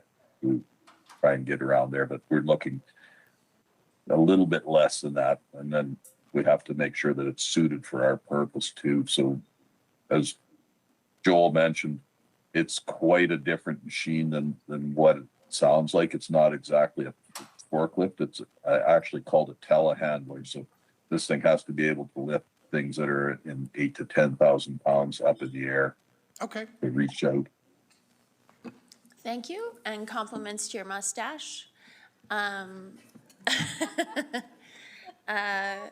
Joel, did you have more slides? No, that's it. That is what we were presenting for amendment. And again, everything on the operating side, gross margin side, it's a result of updating for updates in the market conditions and just trying to improve the accuracy from what we were forecasting in 2024 out to 2026. Outside of the additional 200,000 for the rough terrain forklift, everything else is a result of changes in market and the results of machine run hours of market changing maintenance schedules, and nothing significant changing as far as actual day-to-day operations. Okay. I don't see any other questions. Thank you very much. That was excellent. Very well explained. All right, 10.4, 2026 Land and Real Estate Budget Amendment. Sponsor, Energy, Land and Environment. We have with us Randy Buckner, Manager of Land and Real Estate, Environment, Land and Gas Production, and she has a presentation for us. Manager Buckner, do you want, Managing Director Pankos, do you want to intro? Sure, thank you, Mayor Clark. Very quickly, this is with respect to our land business. A very quick summary. In this case, we are looking to update our land sales, both on remaining inventory and market conditions. As well, we've recently updated our land strategy, so we are looking to reset our capital plan, and in this case, relinquish or give up previously approved dollars that have become stale. So I will turn it over to Manager Buckner for the details. This is presentation on page 368 of the package. Thank you, Managing Director Pancoast. Good evening, Your Worship and Council. My name is Randy Buckner. I'm the Manager of Land and Real Estate. I'm here today to provide an update on the proposed budget assumptions for the Land and Real Estate operating capital budget for 2026. So before we get into the budget, I wanted to take a step back and provide a bit of background about our department. There were some great questions at the last council meeting regarding the land budget component and the city's role in development. So in the last 2 years, we've streamlined 2 land departments within the city, one that had focused on supporting gas production, and then the other was more related to the traditional land and properties. So Land and Real Estate now provides supporting land services, both internally to other departments on the energy and municipal side, as well as managing the city's land portfolio and then future city-owned development. So the last 2 years have been busy. We brought forward the Land and Real Estate strategy in June of 2025. And then we also updated the Land and Real Estate policy in September of this year. So when the department was creating the budget for 2025 and 2026, our focus was on the existing inventory of land that the city had, which at that time was somewhat stagnant, with much of it being developed between 2014 to 2016 and was still available. So the budget that was proposed was intentionally conservative, as we had just started working on a strategy to understand the priorities of the department and where to focus future spending and development efforts to see a return on investment for the city and broader community benefit. We committed to revisiting the land capital budget once the strategy was completed, which is a part of today's presentation. So I would also encourage and invite council to take a look at the Land and Real Estate strategy on the city website. It focuses on a 5-year outlook on land development and management initiatives that balance efficient land use, return on investment, and community benefit that align with the 3 key priorities that are on the screen. The strategy was developed in a way in which the councils of the day can have their input into these initiatives through future budget cycles and business cases. So first, I'll walk through the budget assumption updates for the operating budget. So in 2025, our team has done an outstanding job of moving our existing inventory. So as of this month, our sales revenue is at almost $4 million, with another $1 million pending before the end of the year, whereas we had only budgeted for approximately $3 million. So, and our team also continues to update our historical lease agreements and bringing them up to market value. A unique aspect of the land department's budget is how sales are reflected. So sales are recorded as both revenues and then the cost of goods sold. This accounts for the capital that was expended on developing the land at the time the property is actually sold. but it's a culmination of the capital to build, the cost of land management, and then the carrying cost until that sale is completed. The challenging part of this business is that the actuals are completely dependent on the economic and market conditions, and these influences are subject to change, and projecting when a specific property will sell is not easy in a modest market. So as I mentioned earlier, the forecast completed was intentionally conservative, and this remains somewhat the same for 2026, but we have less properties available due to our increased sales in 2025, as many of our projected single-family lots have been sold in 2025. So the operating budget assumptions propose reductions to both revenues and cost of goods sold in 2026, but this is due to the increased sales in 2025. The budget remains somewhat conservative as our remaining inventory is larger multifamily and commercial properties, and these typically have a longer lead time to bring together a sale. It's also important to note that the gross profit is dependent on the timing of the specific parcel that's sold and the associated cost of goods sold. This can change significantly based on the timing of the actual sale and the expenses incurred on that specific parcel or that subdivision development. And so next I will walk through proposed land capital. Can I ask, we had an increase in land sales. Do you know the breakdown of the zoning? Like, are they a mix of multifamily, single family, or like, how does that break down? A lot of the sales that we've seen are through the chair. A lot of the sales we've seen in 2025 were single family lots. So that was in Samus 7, Ranch Lands, and Southlands. Thank you very much. And I'm not sure you'll be able to answer this, but you never know. And perhaps Managing Director Bohan. In terms of permits this year, do you know how many dwellings are expected to come online? That's maybe unfair, but if you have, maybe get back to me on that, or go ahead. Get back to me? Yeah, well, I'll tell you what. Last year, we had about 280 some development permits. This year, those have been transferred or moved into building permits. Again, those are number of dwellings, so number of keys or doors. And so a lot of those were come from two large multifamily units that are going to be coming online early next year. So we can get you more specific information on that. Awesome, thank you very much. Councillor Cox. Thank you, Your Worship.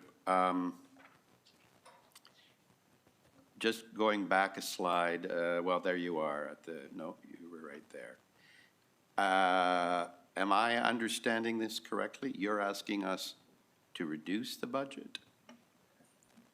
Through the chair, that is correct. We are seeking to update the assumptions for the 2026 budget, knowing that the physical properties that we had budgeted to sell in 2026 are already sold. Okay. So I guess that's good news. It is. Thank you. There is an important caveat on an upcoming slide, but Councillor Pfaff.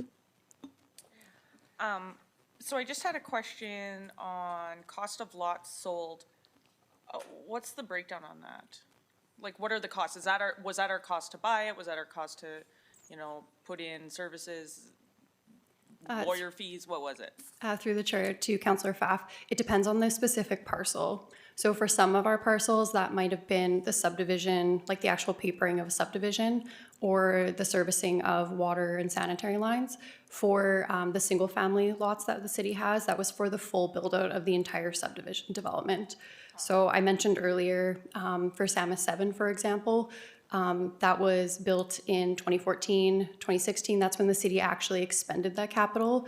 But through the way we do our accounting, that doesn't show up until the time we sell the property through the cost of lots sold. So you just take the total cost divided by how many lots and then attach that when you sell that lot? That's correct. It's actually based on the square footage of the size of the lots. Yeah. Councillor Young? No, thank you. Okay, go ahead. Okay. So as mentioned, our department committed to revisiting and resetting the land capital budget once the land and real estate strategy was completed. So many of the capital budget items are from previously approved business plans, and some were dating back from 2007. So in reviewing these projects, we identified that many budget estimates are out of date and are likely insufficient to complete the full project. So that's everything from engineering and planning through to construction. So the reset included the reallocation of budget to existing projects, proposed closeout of projects that'll be coming up at year end this year, and then this step of updating the budget assumptions. So which proposes to relinquish portions of the unused budget until future requirements are identified and fully scoped. The department is proposing to maintain budget for key projects to ensure the ability to stay nimble and adaptable, as well as continue advancing planning and engineering work to create a business case and prepare for the next budget cycle.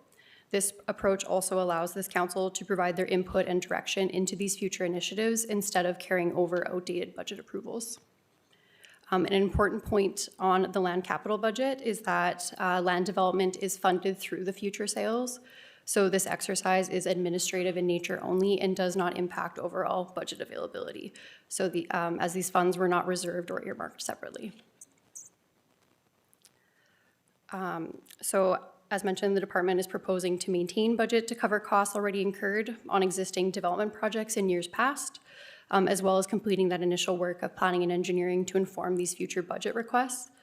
So projects include maintaining budget for Briar Run, the Northwest Industrial Park, Ranchlands 3C, and then some minor completion work on the Airport Commercial North Node. But the goal of this is to keep sufficient funds to be adaptable and nimble to these opportunities while ensuring there's still the checkpoints with this council about specific initiatives through these future budget requests. So given that this is an administrative exercise to relinquish the capital budget in the amount of $33 million, the capital is funded through future sales, so it does not have an impact on overall budget availability. And with that, that is the end of our land budget update, but I'm happy to take any other questions.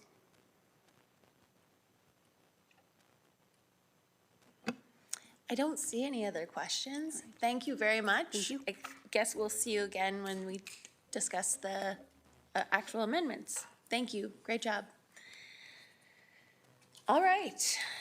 Next up is, we've already done the bylaw, first reading of the two bylaws. Now we're at 10.7, bylaw 4867 to amend the procedure bylaw. I believe there's an additional item arising out of the, I guess, the fact that we had to leave council and the inconvenience that that caused members of the public and for the YouTube. We're looking at maybe changing something there. So if I could get a motion in relation to bylaw 4867 to amend the procedure bylaw. I will make the motion, and we just want to apologize for putting you through that, the break that we took to go into committee, and we just want to apologize for doing that to you. But yes, I will make the motion. So the motion is for first reading of bylaw 4867. And I suppose after this motion, then we can do the motion about open and closed. Go ahead, City Manager Osgood. Just on page 412, there is the amendments would be to change the terms of reference for DNI to include economic development, changing admin and ledge review to admin and ledge review and government relations. Another change is that the mayor will be ex officio on standing committees, and the orders of the day for, instead of confidential reports, it would be closed session. And the council employee committee. Yes, and that as well. Yes, there's lots of changes. Can you give a little explanation of the closed reports? The one before, the last one that you said.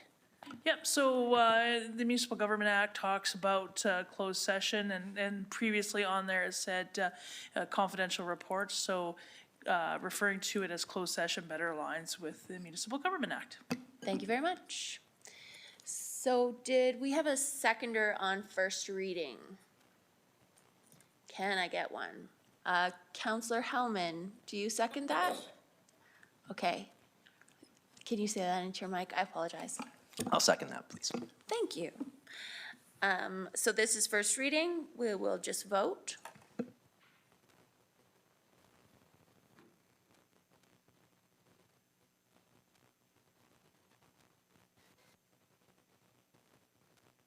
That's unanimous. Second reading, does anyone want to try for second? I think we're not going to try for second Okay. reading tonight, because we're going to attempt to amend. There we go. So I guess I'll move this. I move an amendment that would council direct administration to bring back amendments to reflect a 6:30 PM start time for the regular meeting of city council. That would be the open meeting.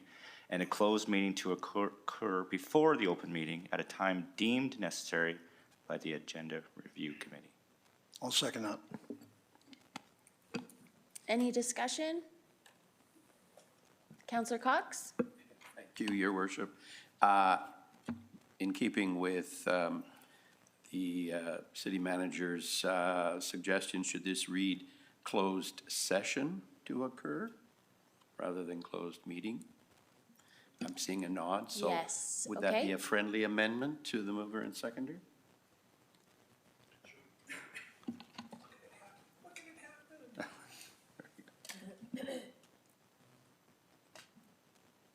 Okay. And I don't see any further speakers, so we'll vote on the motion.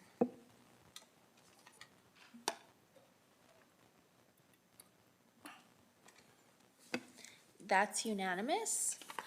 I don't see any further business on the agenda. One more, pardon? Oh, go ahead. We have to move our meeting time. There's one more motion to change the start time. Here it comes.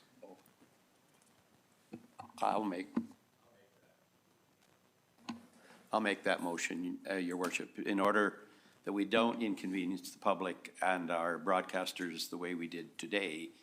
I would move that we can change our meeting time by resolution to vary from the procedural bylaw. So I'm making the motion that we vary our meeting time for December the 5th, 8th, sorry, to be a meeting that will begin at 6:30 PM. I will second that. Thank you. Any discussion? Seeing none, we'll vote on that motion.